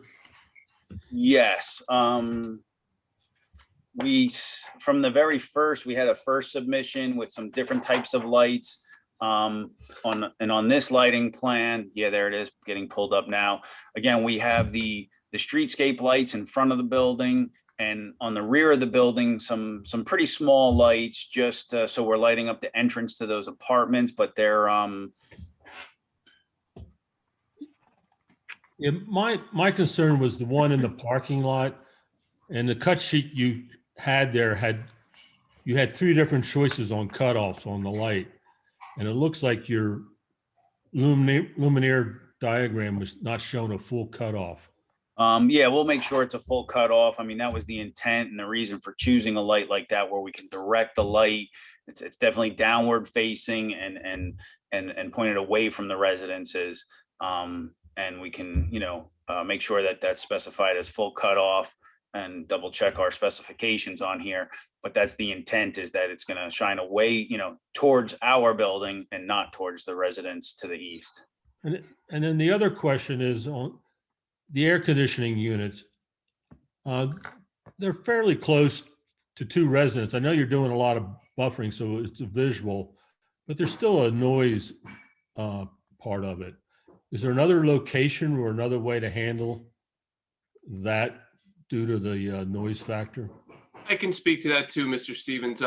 Craig Brearley is going to address. The applicant is willing to relocate. So of those 4 units, 2 of them are for the commercial space and 2 are for the residential units. And the applicant is willing to relocate the 2 commercial units to the roof with the residential units to remain along the side there. But that'll definitely alleviate the noise by placing the commercial units up on the roof. Yeah, they're the larger, okay. Right.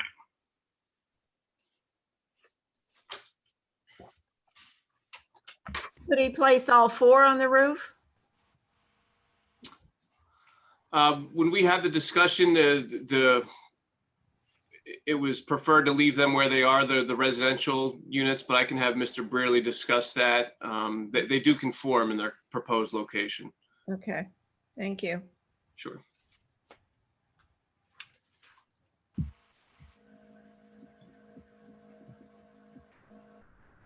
Any other questions for Mr. Marciano? Okay, Mr. Rabin, you want to call the architect, Mr.? Yes, at this time, I'll call Craig Brearley. Thank you, Mr. Marciano.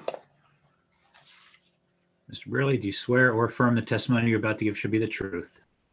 I do. Okay, and he's testified before a board. Bonnie, accept him as an Yes. expert? Thank you. Yes. Thank you. Mr. Brearley, being that there were some revisions to the plan from when we originally submitted, why don't you just give a general overview of the layout of the proposed building? Yeah, I think the floor plan will speak for itself. We are maintaining the retail in the whole first floor, other than the reduction of the square footage that was noted earlier.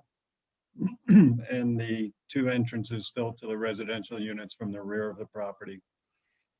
We are looking to maintain the handicap accessibility to the north side of the building, which is more convenient to the handicap parking space rather than to the front of the unit.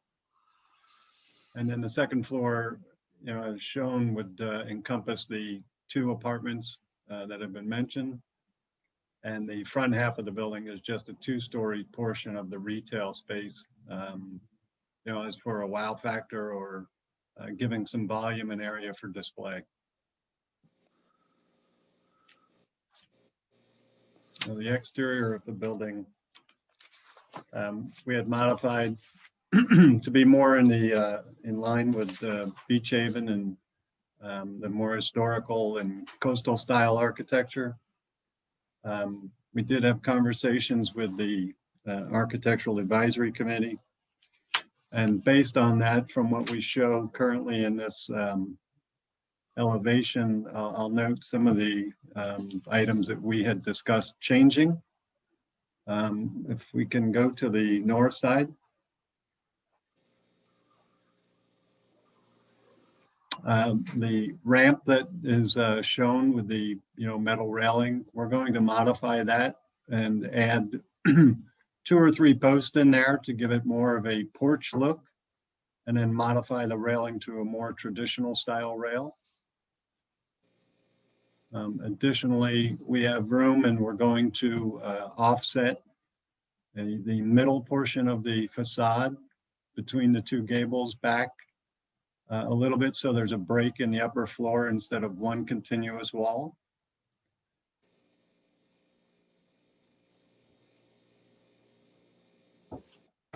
I'll include this roof wrap that is currently shown there also. What we're going to be doing there is converting that one to an asphalt shingle type roof in lieu of the metal roofing.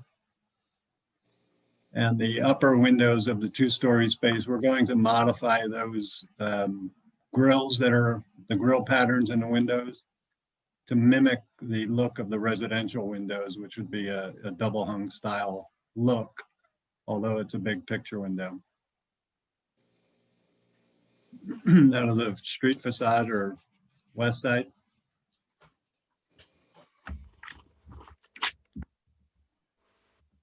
Okay.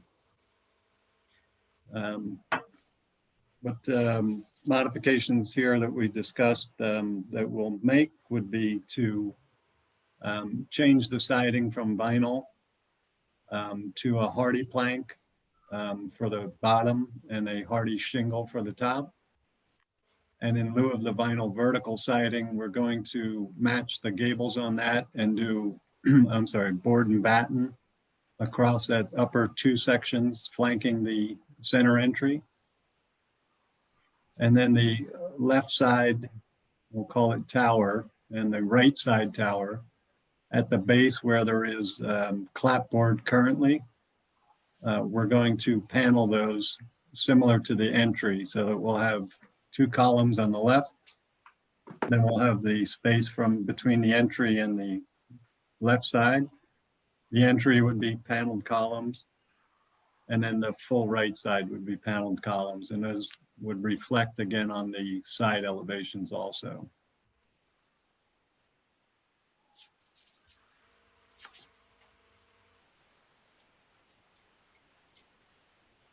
We're going to keep the, I'm sorry, if you go back to the front. Again, we're going to eliminate that metal roofing on the roof wrap, except at the entrance is the only place we'll keep some metal roofing at that lower to more identify that entry. And the rest of those roof wraps will be in a shingle.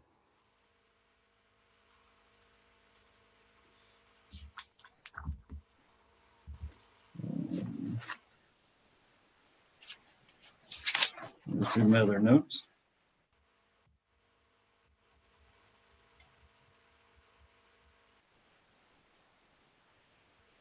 Okay, that's about the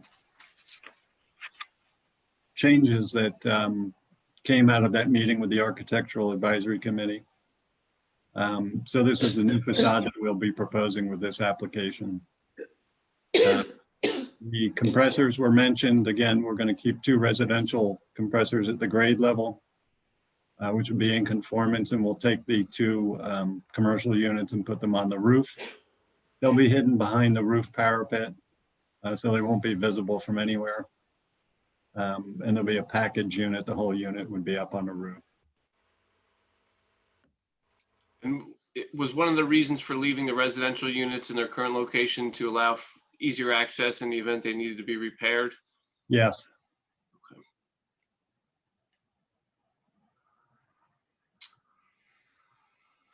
Are there questions for Mr. Brearley? I'm sorry if you had anything further, Craig. No, I think that covered everything, that was mentioned at the last meeting. We've produced new elevations. We've met with the Architectural Advisory Committee and we've addressed some of their concerns. So that's all I have.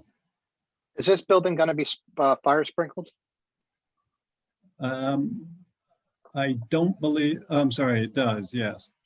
Yes. And the residence is upstairs as well? Yeah. Oh, nice. Very pretty picture, Mr. Brearley. Thank you. Yeah.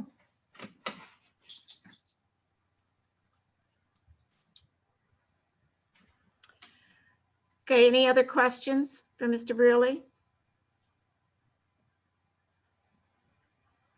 Nope. I can't see anybody, so Colleen will, there. No other questions? No. Nope. Board have Is any? the I have another question. Okay. The lighting in the rear in the parking lot area, is that going to be timered so it goes off at a certain hour at night so that it doesn't disturb the neighbors? Yes, yeah, it's our notes indicate, till 11 p.m. the latest, and then, then after that, just security lighting that would be, at the doorways of the building. Nice.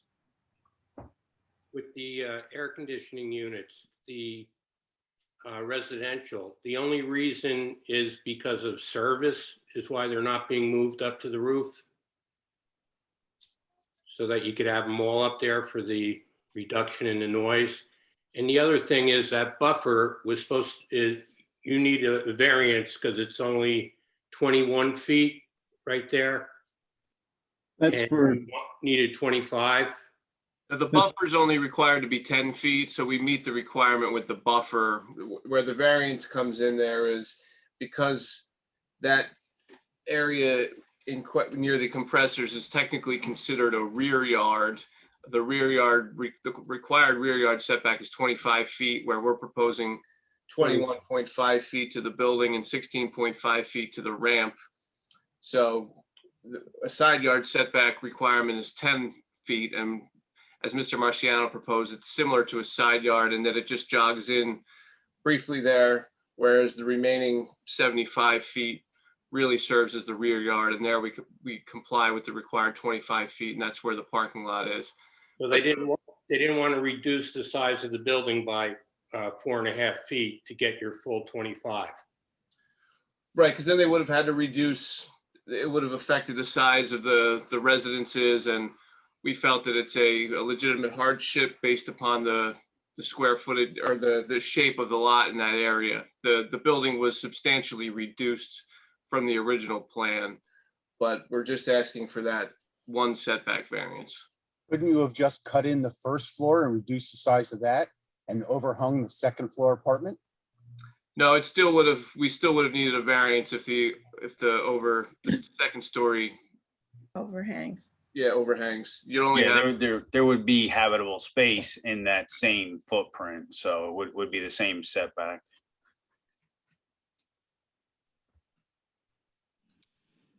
so- and it's, as I stated, it's solely because of the shape of the lot, and that's a typical hardship variances for the irregular shape of the lot, and that's what we have here. Oh, yeah, but it's a brand new design that could have complied with the shape of the lot, just with a smaller building. Sure, but as I stated, the applicant substantially reduced the building as it is, and this was the design that best suited their needs.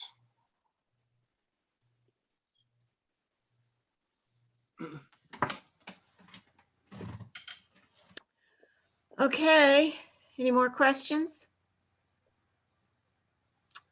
Do you have any more? As indicated in the notes of the site plan, the proposed hours of operation are roughly 9 a.m. to 10 p.m., 7 days a week, with the proposed lighting dusk till dawn. It's retail and residential, but I do have Avi Saboni on behalf of the applicant to testify if the board does have any questions. I don't have any direct questioning of him, but if the board has any questions directly of the applicant, he is available. Does the board have any questions? No? No. Nope. Thank you.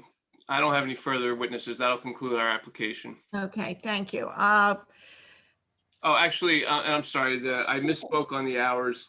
The plan did say 9 to 10, but the applicant did state that he was going to revise that from 8 a.m. to midnight approximately. And that's subject to change. I just wanted to give the board an idea of what they're planning to do. Okay, Thank you. thank you. If the board has no more discussion between us, I'd like to make a motion to open it to the public. I'll second that. Or do you want the motion? I'll take the first one. Tom, I'll second it then. Okay. Colleen, did we have anybody at the public who'd like to make a comment? There's Karma at the bottom. Yes. Karma, would you raise your right hand, please? Yes, Do you swear or affirm the testimony you're about to give shall be the truth? yes, I do. Okay, and spell your last state and spell your last name for me, please. Cacase, Cacace. Okay, and your address. 227 3rd Street, Beach Haven. Thank you.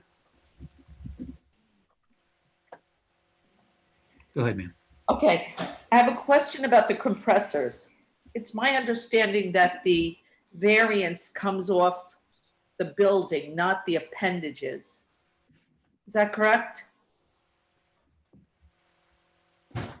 You're referring specifically to the air conditioning units there or the ramp? Both, because the ramp extends out further than the compressors. It's in addition to the compressors. Yeah, and I'll just want to clarify for everyone's information. Now, that landing and ramp, they're really about 7 inches north of that, where the 25-foot property line ends. So really, we give a 16-foot dimension to kind of give an idea of where that landing and ramp is, but effectively they're north of that. So that's why we didn't label the ramp as being a variance. In addition, the ramp is only about at the highest point, about a foot above grade. So it's a fairly low landing and ramp. So just for, clarification, that 16.5 foot is a dimension to give the general location of it, but it is literally 7 inches north of that corner of the property. Okay, but on this spec sheet that I'm looking at here, it shows that it comes directly off the building, the southernmost corner. And it's flush, it's rectangular. You're utilizing, I guess about 10 feet off the building. So would only be a variance of 15 feet from my fence. I'm not sure what is 10 foot that you're referring to. I don't have anything on my plan that's 10 foot. Well, you don't give a dimension for the landing there. It's just shown. Right, it's 5 feet off of the facade of the building. Okay. Now, my next question is, behind my building, behind my fence, is that 10 feet a variance with the shrubbery? No, it's 10 feet of proposed landscaping that'll serve as a 10-foot buffer north of your property.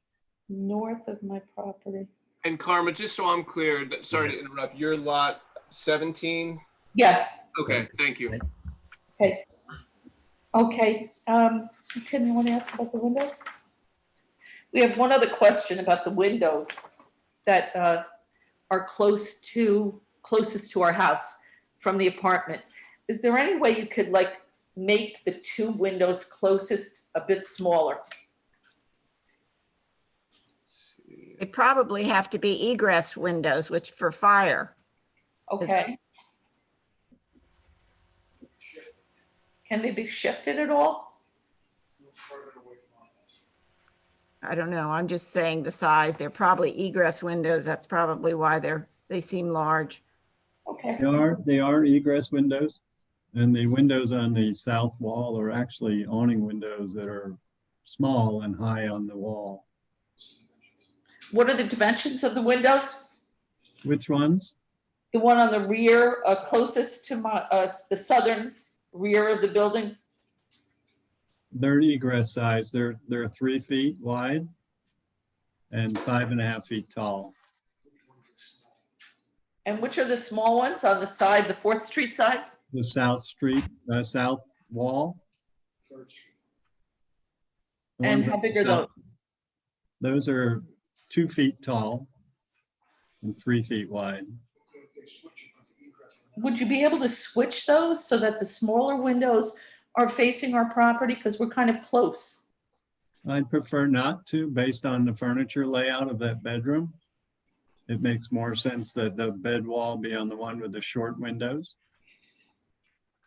And just from a line of sight, I think that They're not looking into your backyard.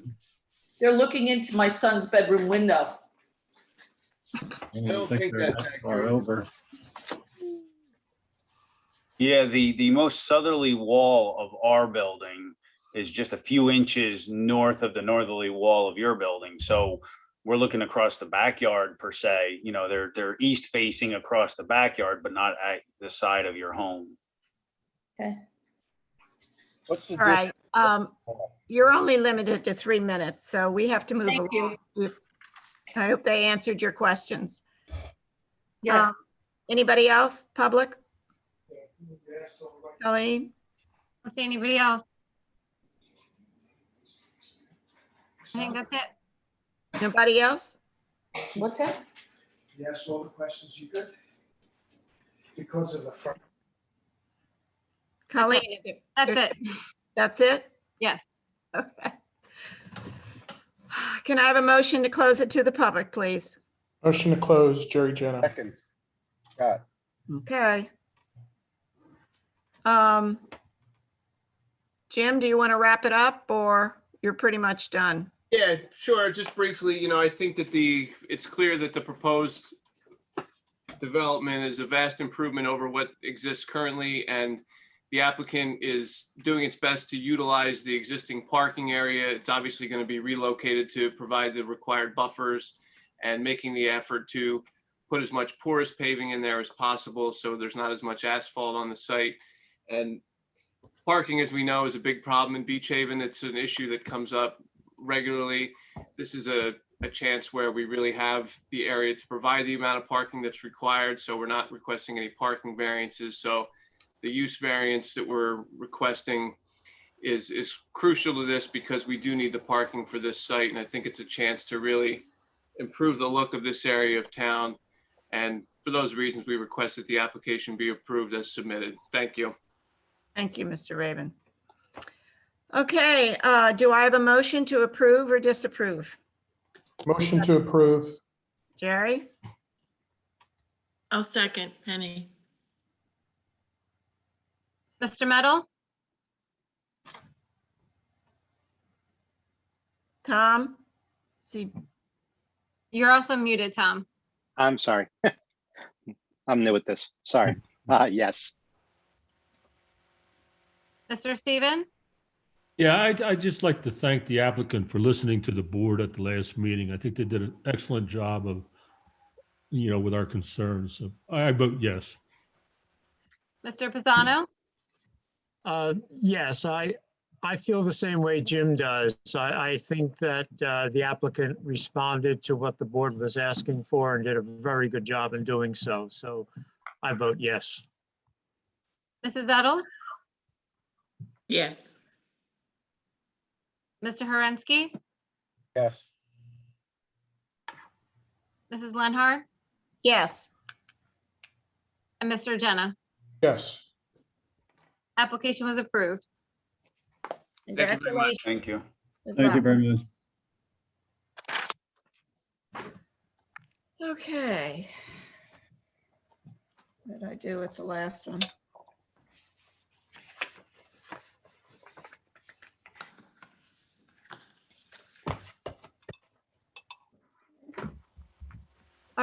Colleen, you want to read the last?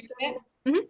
Read the last Application number 2021-06, William Moreno, 438 Amber Street, Block 130, Lot 9. Applicant is seeking minor subdivision and variance approval for undersized lot. Good evening, Madam Chairperson, members of the board, Richard Visotski with the law firm of Kelly and Visotski, appearing on behalf of the applicant and property owners, William Marino and Douglas George. Just real quickly. Yes. We have a member that's within 200 feet. Joe, I don't see you. You there? Who? Isn't Joe within 200 feet? Who? Joe Pisano, are you within 200 feet of this property? I think I saw you on the list. There's a lot of names on the list. And you're the only one I saw from the board that I recognize right off, but. No, Bob, does it show me at 407 Coral Street? Boy, I know there's about 5 pages, Joe. Well, is that within 200 feet? Because. Yeah. Well, no, I'm currently on Virginia Avenue, so I'm sure I'm far enough. 407 Coral Street, U1. Yeah, I'm on Virginia now. Okay, so you don't own it, Joe? No, I'm not. I do not own 407 Coral Street anymore. Correct. Beautiful. Okay, Ben, thank you. Thank you. I just want to get that clarified. Rich, I'm sorry about that. I just wanted to make sure we were good on this. Okay, no problem. So my clients own the property of 438 Amber Street, which is block 130, lot 9. They purchased this property last year. William and Douglas have been longtime friends, and what they're planning on doing is moving into the borough of Beach Haven and building a house next to each other. They purchased this property. It's probably one of the largest lots right now on the block. It's 80 by 100.45 feet. So we're at 8,036 square feet total. There's an old house on that property, which looks like it's below base flood elevation. It's also a non-conforming property. It violates the front yard setback, the side yard setback. And there's also a dilapidated garage in the back of the property. And that also violates the rear yard setback. So what we're planning on doing is to demolish the existing home and the garage, and to put 2 single-family residential building lots there with, and each house has been designed by Mr. Pagnotta for the individual property owners. Mr. Marino would be living in the lot 9.01, and Mr. George would be residing in 9.02. Both lots would require a lot area variance. We're proposing, obviously, you need 5,000 square feet, and we're at a little over 4,000 square feet per lot right now. The houses were designed that they would be at least 20 feet apart from each other, and it would meet all the other zoning requirements of the Borough of Beach Haven, except for the lot area and the frontage. We're proposing 40 feet on each property, and you need 50 feet in the Borough of Beach Haven. We have here tonight Jim Brzezowski from Horn Tyson Yoder, who will be acting as our professional planner. He's also a professional engineer, which you heard him testify earlier tonight. And we have Michael Pagnotta, who designed both houses. He's on the call. And we also have William Marino and Douglas George also on the call, who are the property owners and applicants. So if I may, Madam Chairperson, call our first witness, Mr. Brzezowski, please. Rich, let me just real quickly. Sure. Rich, let me just go through the exhibits real quick, just so when your experts testify, they can reference these. Okay. A1 is going to be the minor subdivision plan provided by Leon Tiska. The architectural plans for the George residence will be A2. The architectural plans for the Marino residence will be A3. And there's 4 pictures, 2 pages with 4 pictures total. That will be A4. And then Frank sent us 2 letters. The first was March 29th, B1. And the second, April 26th, that will be B2. Okay. That's fine, Mr. Shin. Sure. Okay, at this point then, I'd like to call Mr. Brzezowski. Jim, I swore you in already, didn't I? For another application. Yeah, you know what? Let me just for the record, raise your right hand. Do you swear or affirm the testimony you're about to give should be the truth? Yes, I do. There you go. And you're still an expert, right, Bonnie? Yep. Yeah, licensed professional engineer and professional planner in the state of New Jersey. Thank you.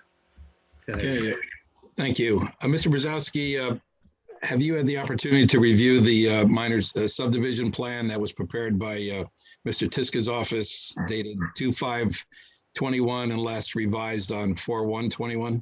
Yes, I have. Okay, and you have also had the opportunity to review the architectural plans for each of the 2 proposed dwellings. Is that correct? Yes. Okay, and could you just give the board a brief overview on what's there now? And I'd like to, Colleen, if we could go into the photos, please. Mr. Brzezowski could testify to those. The property is located on the south side of Amber Street. It's just to the east of Pennsylvania Avenue. The property has 80 foot of frontage on Amber Street and 100.45 foot of depth. So the existing property has a lot area of 8,036 square feet. As Mr. Visacki mentioned, it's currently developed with a single family house that's located on the westerly side of the property. That existing house encroaches into the front yard setback. 15 foot is required. 4.9 foot currently exists, and the west side yard setback is existing at 2.8 feet, where 5 foot minimum is required.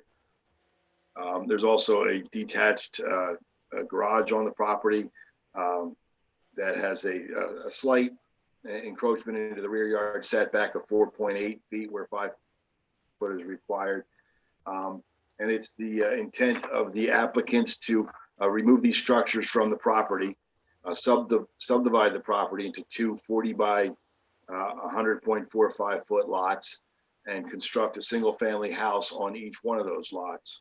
The property is located in the RB 2 family residential district. This district permits both single and 2 family houses. The minimum lot size in the RB district is 4,000 square feet, except in the case of a new subdivision, in which case 5,000 square feet is required. Since we're providing 4,000 and 18 square foot for each lot. We're requesting a variance for each lot for the subdivision. Also, the frontage required in the RB district for a single family house is 40 feet. However, in the case of a new subdivision, 50 foot is required for frontage. So we're providing 40 foot of frontage. So we're requesting variances for each lot for the frontage. So the variances we're seeking are lot area and frontage for each lot. The houses that Mr. Pagnotta has designed meet all the bulk requirements of the zone, the front yard, rear yard, and side yard setbacks. The houses will be elevated above the base flood elevation and comply with FEMA requirements. They're going to meet the height requirement.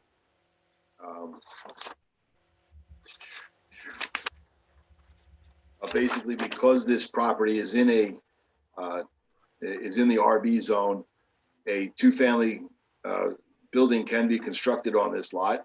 For two-family development, the RB zone requires 60 foot of frontage and 6,000 square feet. So this lot exceeds those requirements. So as far as density is concerned, by constructing two single-family houses on this property, we're not increasing the density over what we can construct as a duplex. There's going to be 2 dwelling units if we subdivide, or 2 dwelling units if a duplex is constructed. As far as parking is concerned, the revised plans provide 10-foot side yard on the common lot line between the new lots 901 and 902. So we can provide one off-street parking spot inside the garage and one off-street parking spot in the 10-foot side yard on each property to provide the conforming 2 parking per residential unit. The construction of 2 single-family houses versus the construction of a duplex is going to provide more light, air, and open space. If a duplex were constructed on this property, the only requirement would be that we provide 16 foot of total side yards. Off an 80-foot lot, that would leave a 64-foot wide building potentially. With 2 single-family houses, each one of these single-family houses is just under 24 feet, where we're providing over 16 foot of side yard for each lot. So the total side yard setbacks on this property is in excess of 32 feet. And the building width decreases from a potential 64-foot wide building down to a buildings that total less than 48 feet. So the construction of 2 single-family houses on this property is going to enhance light, air, and open space. Additionally, the single-family houses, these size lots, 40 by a little over 100, conform substantially to what's in the neighborhood. Immediately to the east of this property are 2 40 by 100 single-family lots. Immediately to the west of this property, also 2 40 by 100 single-family lots.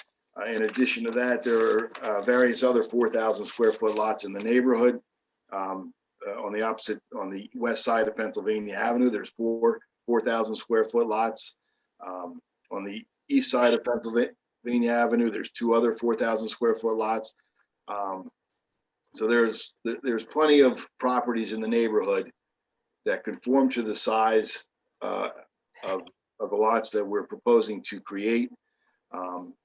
At roughly 80 by 100, it is one of the largest lots in the neighborhood. And I talk about the potential to build a duplex on the property, but even though I would think the worst case is somebody builds one single family house on this property with up to 8 bedrooms and only provides 2 off-street parking spaces, or maybe 3, I guess, in Beach Haven. If you have 5 bedrooms or more, you need 3 off-street parking spaces. So with a duplex, or what we're proposing 4 off-street parking spaces. So in my opinion, that's better than one giant single-family house. And what we're providing with the two smaller single-family houses, I think, is a better planning alternative than one big duplex. Okay. And Mr. Brzezowski, you're familiar with the zoning ordinance and zone plan of the Borough of Beach Haven, is correct? Yes. And do you feel that the granting of these variances in conjunction with the subdivision will in any way impair the intent and purpose of the zone plan or zoning ordinance? No, I don't. The zoning ordinance requires larger lots in a subdivision, and I believe that is to provide light, air, and open space and reduce density. The density is not being affected by this subdivision because a two-family structure can be constructed on this lot, and the construction of the smaller single-family homes actually improves the light, air, and open space. And from what's existing on the property now, would the eliminating the non-conforming structures on the property, would that be a benefit also to this? Sure, absolutely. And as far as the safety from flood, I believe the existing houses below base flood elevation and both houses will obviously be above base flood elevation, correct? Certainly the new structures will be elevated above the base flood elevation and comply with all the FEMA's flood requirements, probably also be safer from fire. Okay. And as a professional planner, have you had the opportunity to look at Mr. Pagnotta's architectural renderings? Yes, I have. And you feel that that would be an aesthetic improvement to what's existing on the property now? Yeah, the homes that he's designed are they're nice size homes. They're not overly large for the area, and I think they're aesthetically pleasing. They're not a box. They have some character to them. Okay. All right, Mr. Brzezowski, I think that's all I have here. If any board members have any questions of Mr. Brzezowski? This is Frank Little. I have some questions. Looking at aerial photos, it looks like the house, if you're standing on the street looking at the property, the house on the left looks like it's almost on the property line. Is there any reason why we have to have the 10-foot setbacks in the middle and we can't have them on the outside of the subdivision? Because it appears the adjoining homes are pretty close to the property line. So from a light, air, open space situation, it seems to me like the 10-foot setback should be on the outside rather than on the inside. The other comment, for a one-car garage, you're only allowed a 12-foot wide curb cut. And I'm not sure how these cars are actually going to get into the parking space on the property line. It would make more sense to recess the garage and get a full 18-foot parking space in the driveway and then one in the garage, utilizing a 12-foot curb cut.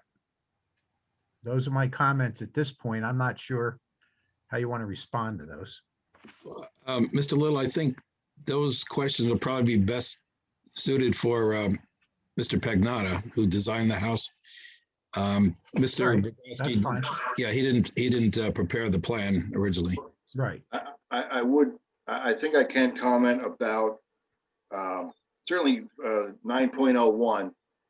If we provided the 10-foot on the east side of 9.01 and the 12-foot curb cut was directly opposite the garage, we could certainly swing a car over into the 10-foot side yard.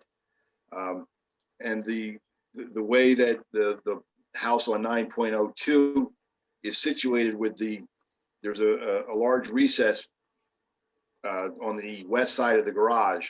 Even if we provided the 10-foot side yard on the west side, again, putting the 12-foot curb cut centered in front of the garage, I believe we could swing a car around into the area in front of the steps. These are things that my office seems to have to deal with on a day-to-day basis, trying to get cars swinging in or around garages. So you feel you can conform to the 12-foot curb cut and still get one car in the garage and one car in the 10-foot side yard, wherever that goes. Yeah, the subdivision plan doesn't extend the driveway out to the curb line. So there's another 10 foot of driveway out past the curb line to the edge of pavement. No, I understand that, but there's also requirement for a sidewalk and a curb. And I'm just concerned that the minute we approve this, that 15-foot setback in front of a garage is gonna have a car in front of it, which is gonna extend over the property line. Yeah, I have the same, this is Jim Stevens. I have the same concerns as Frank has. I think, number one, you're allowed the 12-foot curb cut, and the reason being is so that you can have on-street parking. And if you start doing the second curb cut, that eliminates the on-street parking. So you lose 2 on-street parking places. So it needs to be limited to the 12-foot curb cut, number one. And the number 2 issue with that is you need 18 feet of parking on your lot. So everything has to move back, in my opinion. Otherwise, you don't have 18 feet. And on the other issue, and since they are friends, there's no reason both of those houses can't be set 6 foot apart to each other and let the neighbors, to minimize the impact on them, have that 10 feet. Not only on the one, but I believe on both of them. Maybe after they live 6 feet apart, they won't be friends anymore. I mean, That's possible. But one sells and goes away, yeah. But I mean, I'm looking at the house, the first ground floor plan on lot 3902, and there seems to be sufficient room to recess the garage Right. in order to get an 18-foot space in front of it, even with the other space on the side. The other one has a staircase in the middle somehow. I'm not sure if that can be worked out to move it. That house, both houses have elevators. Right. But one house is a different little different configuration. I think we have to think about that. So those are my comments. I guess we haven't heard from the architect yet, so I'm sure Yeah. those are questions that he may have to answer rather than Mr. Brzezowski. Frank, before you go, Mhm. how many outside showers are you allowed to have? I don't know if there's a limit. 0. I don't know. I don't know if there's a limit. Is there? Because there's a 2 in one of them. I said, I wonder how many outside showers you could have. Honey, I don't believe you're allowed to have outdoor showers. Really? Yes, I'm not sure about that. Well, everybody in the world has them, Jim. I know they do. But you mean there's an ordinance against outdoor showers? No, the Rainwater plumbing runoff. the plumbing is put in after the CO. Oh, I see. They're an outside dressing room. Yeah, you call them something else. Jim's right. Okay. Don't call them outside showers. Oh, how clever they are. Okay. That's a new one. Okay. All right, anybody no else? further have questions? any questions before we hear from the architect? Nope. Okay, thank you. I'd like to call Michael Pagnotta, please. Mr. Pagnotta, do you swear or affirm the testimony you're about to give should be the truth? I do. Okay, and your name and address for the record. Michael Pagnotta, architect, 342 West 9th Street, Ship Bottom. And you And Madam testified. Person, Mr. Pagnotta has testified before this board, I believe, on numerous occasions Right. in the field of architecture. If I could have his qualifications be accepted by the board. Yes. Thank you. Mr. Pagnotta, did you prepare architecturals for each of the 2 proposed homes? Yes, I did. And could you describe to the board what the homes will look like? And before we get into the comments that Mr. Little had and Mr. Stevens, if you could just give us an overview of what's being proposed at this point. They're 2 single-family homes. They're compatible aesthetically, but unique as far as the functions and the layouts of the rooms. The 2 clients are friends. They've known each other for a long time. But they, obviously have different needs. The 2 homes are narrow and they're 2,000 square feet in heated space. They're reverse living homes with elevators. They're intended to be full-time residences when you're complete. The homes would be low maintenance materials. They would be similar in design to some of the homes that we've completed in the area. You can see them on Amber and Ingleside and Pennsylvania Avenue. We've had some homes there. They would be similar in character and material use as those homes. They would have roof decks. They would be compliant in all bulk requirements with respect to floor area ratio, height, and width. I think they'd be a contribution to the neighborhood, a positive contribution. Yeah. Mr. Pagnotta, could you go over some of your exhibits here so the board could see what they'll look like? Okay, this is 9.02. This is the Mr. George's residence. Now, in this case, the garage door, we'd happily move that door back, 3 feet or whatever. We have ample depth of the garage to pull that. And then the carport to the right of that, we believe that can be accessed. But by pulling the garage back 3 feet, I think that would give us an additional space in front of the garage as well. You can see it's a reverse living home. They're fairly modest in program. One in this particular case has a great room with decks to the street and decks to the south as well. Colleen, can we see the elevations of those? Okay. Could you? You have the renderings, Colleen, the 3D? I do, hold on.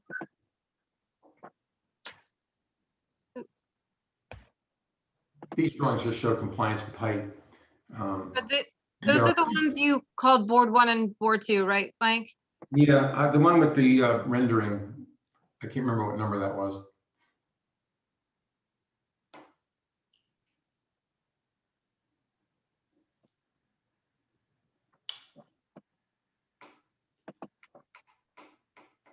Not that one.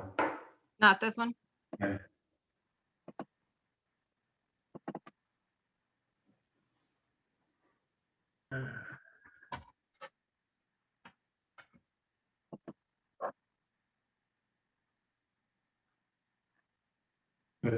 So this would show the two homes in context and within the fabric of the community. That's how they would sit on the site. That's the size and the scale. And that's with them being closer together in this case. When we did these drawings, we had them closer together. I don't think the clients would care how we distribute the side yards. So whatever the board would favor, I think would be fine.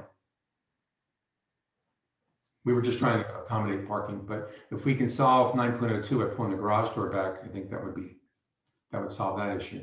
Yeah, let me just make one comment. I just noticed this, that our ordinance requires the 2 spaces outside the vertical plane of the building.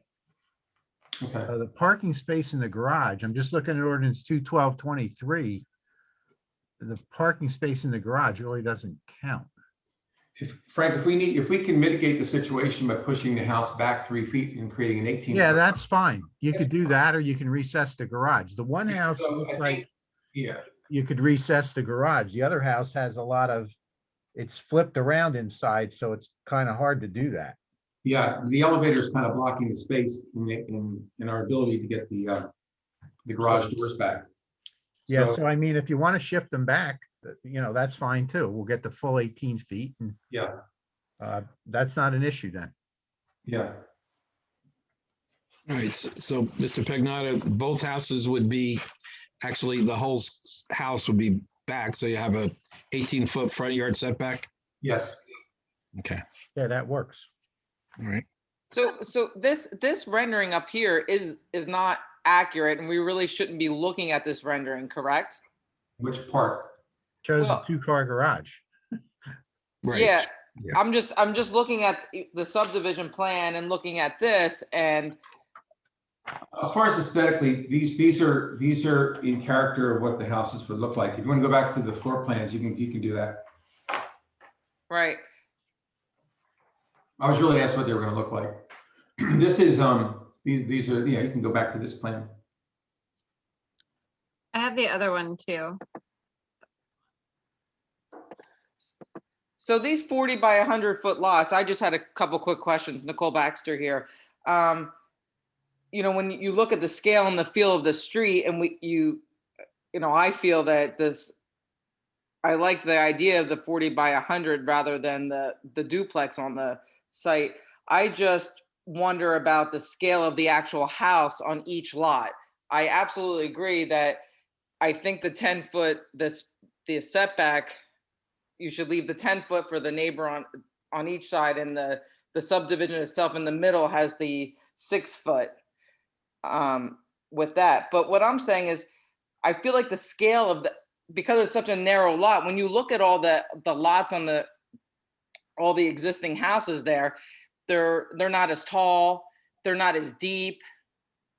You know, if you have a 23-foot wide house, I don't know if it needs to go as deep as you're showing architecturally to keep in keeping with the architecture of the street. And then I see, you know, the double door there too. A double door on a 20-foot wide house seems out of scale too. Yeah, I think in scale, that's really, I think it's a 16-foot door. If to accommodate a single car, it can be necked down to 12 or whatever. That's not an issue. Right, and then the depth of the house. I mean, most of the the houses on the 4,000 square foot lots are 3-bedroom homes too, and they're not as deep as this. I don't know if that's true. I would say anybody that has a 40-foot lot would be trying to maximize the floor area ratio and would try to be creating a home that's 2,000 square feet, whether it's 3 bedrooms, 4 bedrooms, 5 bedrooms. I think it's going to be the same size home, with the bedrooms being the only thing really that would impact the neighborhood. And as long as the parking was accommodated for, I think that's fine.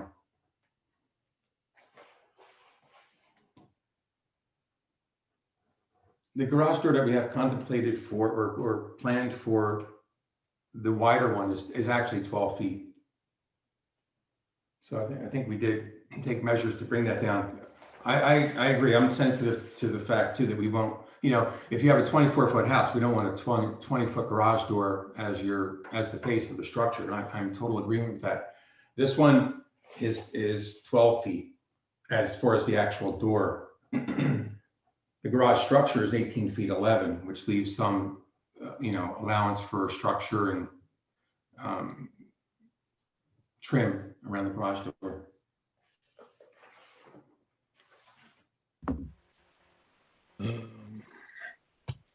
Anything else of Mr. Pagnotta, or Mr. Pagnotta, you have anything else to add on your? No, just that, we can move the house back and we can adjust the side yards, again, as the board's favor, whatever they'd like. Okay. I have a question for Mr. Pagnotta. Yes. So, Mr. Pagnotta, you recently did the subdivision across the street on Amber Street, and we put in the resolution to include French drains to accommodate, because when you're building a new house, you're coming above everyone else. So to help with the drainage problems with the neighboring homes, which are smaller homes, I would like to see that on these two as well. Is that a possibility? I think it's a good idea. But that would entail would be a gutter system, and then we would collect the water from the roofs and bring them down to French drains, underground. Mm-hmm. I like that. Okay, and I mean I also agree with whatever everyone else was saying, was the setbacks on the east and west side being the 10 feet, and then the 6 feet with the new houses facing toward each other.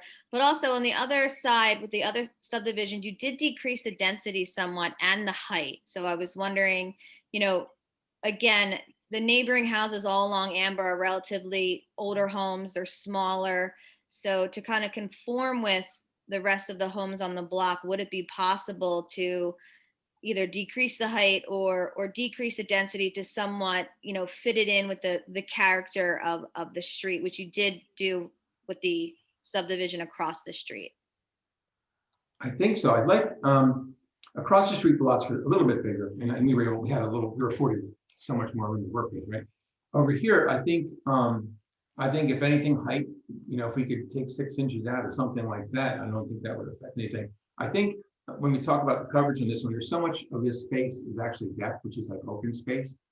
So I don't think that that's as much of an imposition with respect to, you know, the lot coverage and the scale of the structure on the site. I think these have to their benefit the fact that there is a lot of deck area, which makes it more open and it seems like a smaller enclosed footprint.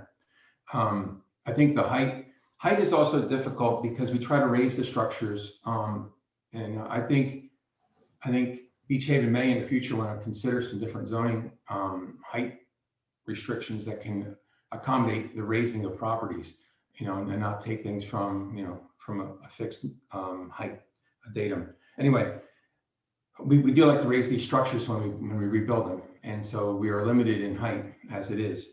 You know, if we could take 6 inches out, you know, if that would help things, we'd be happy to do that. You know, get the 34 foot 6 inches. And what are your ceiling heights right now? They're in the 9 proposed feet, houses? They're 8 feet on the ground level, 9 feet in the mid level, and that's to accommodate, you know, ductwork. And then upper level is an 8 foot plate with volume ceilings where we can, but accommodating the roof deck, which rails have to be less than the 35 feet. So they vary. Nicole, let's see. They're 8 feet and they slope up. Under the roof deck, they're still pretty good though. They go like 8 feet to 10 feet under the roof decks. Do you have a 9 foot finished ceiling in the first floor? We would like that. Most of that, not most of it, a large percentage of that is for ductwork. We're floor feeding the upper level, and so we have to sop it down 12 inches, you know, through the hallways, through the bathrooms, through the spaces that aren't publicly occupied per se.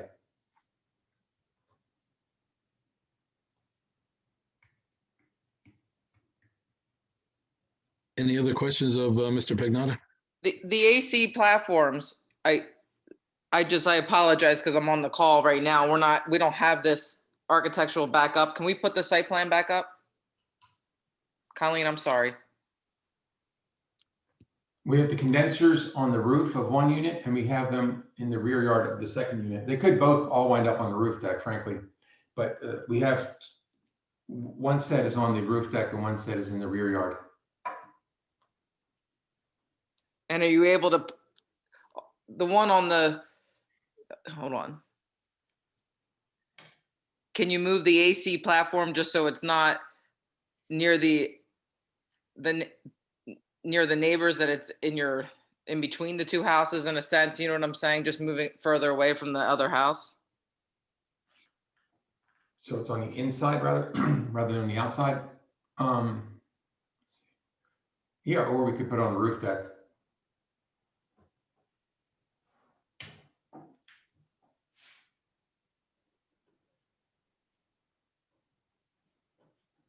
And then Frank, can I ask Frank a question why this is up? Sidewalks. Yeah. And you know, I love the sidewalk conversation. You know, we're always looking at these plans with not including the public right of way and the sidewalks.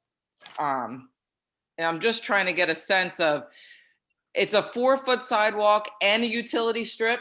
Or Well, it's gonna have to be in this case, because look where the utility poles are on the plan. If you can scroll down a little bit on this plan, Colleen, to get the road in it. The other way, other way. All right, stop. See those utility poles? So the sidewalk's gonna have to be behind those. And there will have to be a planting strip in between. so this will have to have the utility. So Yeah, I mean, look where the poles are. Yeah, no. You gotta watch this stuff. No, I know. So- That's why And there's no other sidewalk, I think, in that block right now that I recall seeing in the street, in this Google Street View. So this will be the first piece that goes in over here. right. And maybe we should be making a recommendation to council, just that we need sidewalk plans at this, at this stage, and just including them for the building permit and site plan permits. Right. I mean, you agree with that, correct? Yes. Yes. All right. Well, Frank, you asked for those to be part of the plan, right? Yeah, exactly. They have to add it to the plan, this plan. So we'll see it next month. So, I mean, before, but it's going to be a condition of approval because it's in my letter that they have to provide proposed sidewalk and curb. And then it's 4 foot clear from the utility pole From the to, utility pole. yes, So there might be a little bit wider planting strip in here. right.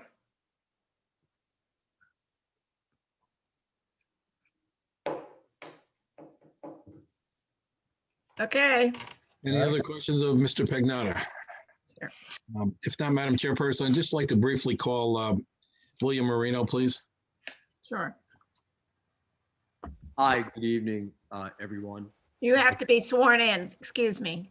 Bob will Put your mic unmute back on. yourself. You're muted. Mr. Marino, turn your mic on. You're muted. Okay. There you go. Now, there you go. Do you swear or affirm that the testimony you're about to give shall be the truth? I do. Okay, and your name and address, please. William Marino, 501 Dock Road. Hi, good evening, everyone. And out with a long night. Doug and I, as Mr. Bisacci said, have been friends for a long time. And Bonnie, it doesn't matter if we live 20 feet apart or 12 feet apart, it'll all be okay. Whatever the setback requirements are on the sides that you guys want, we're willing to adhere to, and whatever it is in terms of, the front setbacks to 18, we're good with that as well. And drainage, going into the ground. We just really like the neighborhood.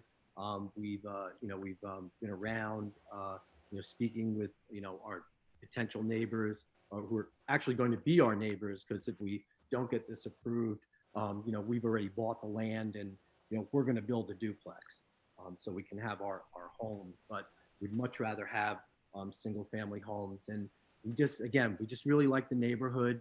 We love kind of the West Amber area in Pennsylvania.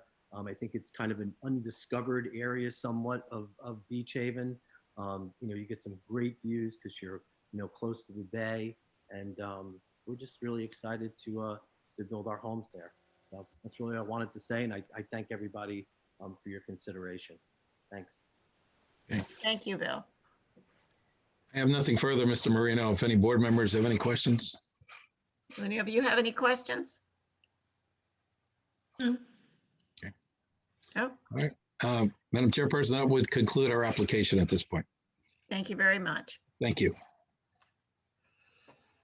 All right. I guess now I have to open it to the public. Have a motion to open it to the public, please. I Motion motion. to open. Sorry. A second. Second. Okay, thanks, Joe. Is there any public comment, Colleen? No.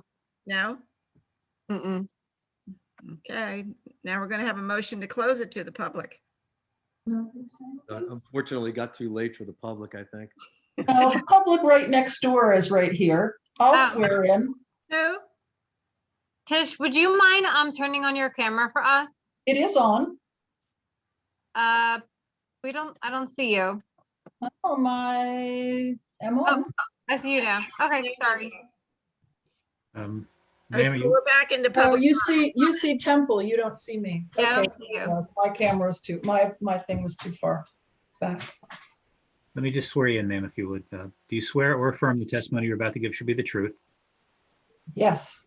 Okay, and your name and address, please. I'm Tish Gambala. It says Gill there, but that's just what I use professionally. And I own 442 Amber Street, directly next door. So I just want to thank you for your thoughts on the ways that we can make this a better fit for Amber Street. All the things that you brought up were things that we were considering. The idea of having the 6 feet between the buildings, wider side yards, we like that. The drainage was our big concern because we are a very old house and we are not raised. And I just want to make sure that I'm not going to get flooded out. Sandy didn't do us much damage. I just don't want a new neighbor's building to do us damage. So the drainage was an issue for us. The height also, thank you. we're going to feel like a little ant between all these new buildings that are going up into the sky. Since we are an old Cape Cod, or maybe it's a Cape Cod, it's a fisherman's cottage, pardon me. And the idea of the condenser on the roof would be wonderful. The further away from a window, because we're so low, the further away from a window would be very, very appreciated. Because we like our windows open. So if we can, not have to sleep with air conditioning on. Because I'm from Philadelphia, and you can't even be in your house with your windows open, even though I live in a really nice area. But what I would like to know is, and please excuse me because I'm not familiar with all of these proceedings, but will we be able to see the new plans and the setbacks and where things are going to be before you guys take a vote on exactly whether this is going to be approved or not, the two houses? My only issue is, when things get moved, what window is going to be in my window, or what's going to be right next to me? Does that make sense, my question? Yes. I think it makes perfect sense. Thank you. So will we be able to come back next month or whenever it is next week and see new plans? Good question. With the recommendations. That was the end of my sentence. I'm sorry. How does that work, Bob? Well, normally you guys would adopt a resolution that would incorporate whatever you agree to, whether it's putting the Right. condenser on the roof, the Right. storm drain, and then that would all be dealt with later. Normally, we don't ask the applicant to come back in, but you can do that. You can ask them to come back in with revised plans and come back before the board next month if they can get it done. I don't know whether the professionals could do that in a month and Frank could review it in a month, but you could do it either way. But normally we don't ask them, not for residential. Commercial we sometimes do, but Frank, am I wrong with that? No, I mean, I guess we could ask them to have revised plans in before the board votes on the resolution, just so the public can see something. I'm confident the plans are going to be revised in accordance with what we've discussed. So I don't think there'll be any issues whether it comes before or after the resolution. But I understand your concern, Tish. And I don't have any grouse with the fact that there are going to be two houses. We'd prefer two houses over one, certainly. And Bill and I have talked about that out in the street, actually, when we met. But it would be nice to know that a window won't be looking in my window, and I'm sure they don't want my window looking in their window either. Well, I don't know if any of the windows are changing on the buildings at this point. But when you move when you move things, it will move where things are. It will move where things are. And I just have another question. Bill was saying that they're putting in a pool, and that's great. The more fun we can have in life, the better, right? But will there be some extra drainage to make sure if it ever pops a fitting or something that's not going to come into my yard and float me away? Or is that not something that's dealt with here? Probably not dealt with here. Okay. I mean, obviously, if a pipe breaks, you can't really, and it's running. If somebody's home, they can shut it off. If they're not home. Well, divert it someplace else because I'm not up off the ground. I got divert it where there's somebody who's up off the ground. I think she means, am I muted? No, I can hear you. I think she means if all the pools in Beach Haven are held in by pilings. Is that what you mean? They're strapped in, the pools. I think she's concerned if a pipe breaks and water starts running all over the ground, it's going to go into her house. You're downhill. Well, yeah, where is downhill? That was just my question. Can we tilt it somewhere else? Put the deep end over there. Put the deep end to the east. Well, we haven't seen any pool plans yet. So okay, I didn't know. The building department. at that point. Okay, all right. Okay. But the other issues, I didn't know if they all went together. Can I ask a question? Are they putting a pool on both houses? Oh, I have no idea. Oh, I thought you, Bill Just said there was gonna be a pool, and that's great. I think that's a lot of fun. The plan is 901 gets a pool and 902 doesn't at this point. okay. You're going to share a pool since you're friends? We will. Actually. Well, you got a new friend, Tish. We've actually had that discussion already. Right. All right. So, so we could pass or not pass, and the new plans could come out and she could see them before we approve the resolution. Is that what you're saying, Frank? Yeah, well, Mr. Vasaki, can you have your client, Mr. Tiska, at least prepare a revised plan before our next meeting so we can all see it? I don't, we'll certainly ask them. Obviously, we're going to do what the representations were, move the building back and switch the side yards and, everything else that Mr. Pagnotta agreed with. We would like to not have to come back the following month, but we could get plans in before the resolution gets adopted. I think you need the plans before the resolution. Yeah. All right.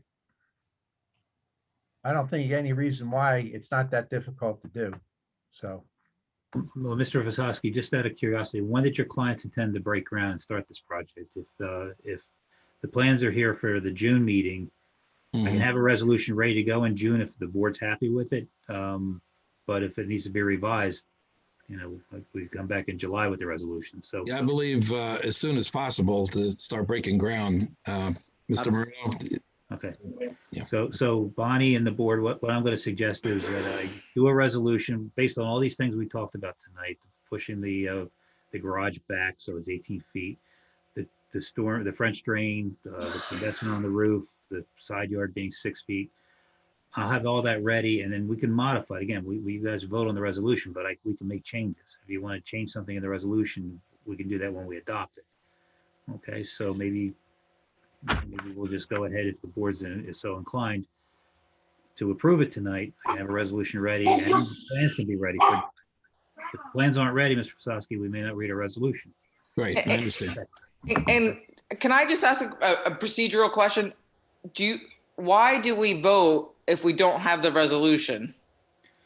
The resolution memorializes the so you guys talk about your decision, and the resolution is the legal document that memorializes it. It's required. I mean, it's something we have to do. But it fleshes out everything that the board has discussed, and that's why, again, you have to look at it when we vote on it. When you vote on it, I say when you vote on it, to make sure it includes everything, it's accurate, it's everything that's discussed and memorialized throughout the entire hearing. Okay, so that's the resolution is actually the most important thing you guys vote on, believe it or not. Right, but okay. No, I mean, okay, Nicole. I mean, I want to make sure you understand. The resolution encompasses everything that's discussed, agreed on, voted on, and that's why the resolution is your last chance to say, gee, I didn't quite think that that's what was supposed to be in there, and we can modify it. And when will we be getting this resolution? I try to get them at least a week or two ahead of time. So that's my goal. So. But we're not voting on a resolution tonight, correct? No. No, the whole idea here on is the application, Nicole. Yeah, tonight you vote on the application. The resolution's the next step. That's for the next meeting. And that's presuming and assuming that Mr. Vasowski's professionals come up with something that the board says, yep, that's exactly what we talked about back in May. And that's what Shen put in the resolution. So I'll approve that. If they come back with something that you guys didn't approve, or my resolution doesn't, accurately memorialize it, we talk about it, we revise the resolution or make them come back. Okay.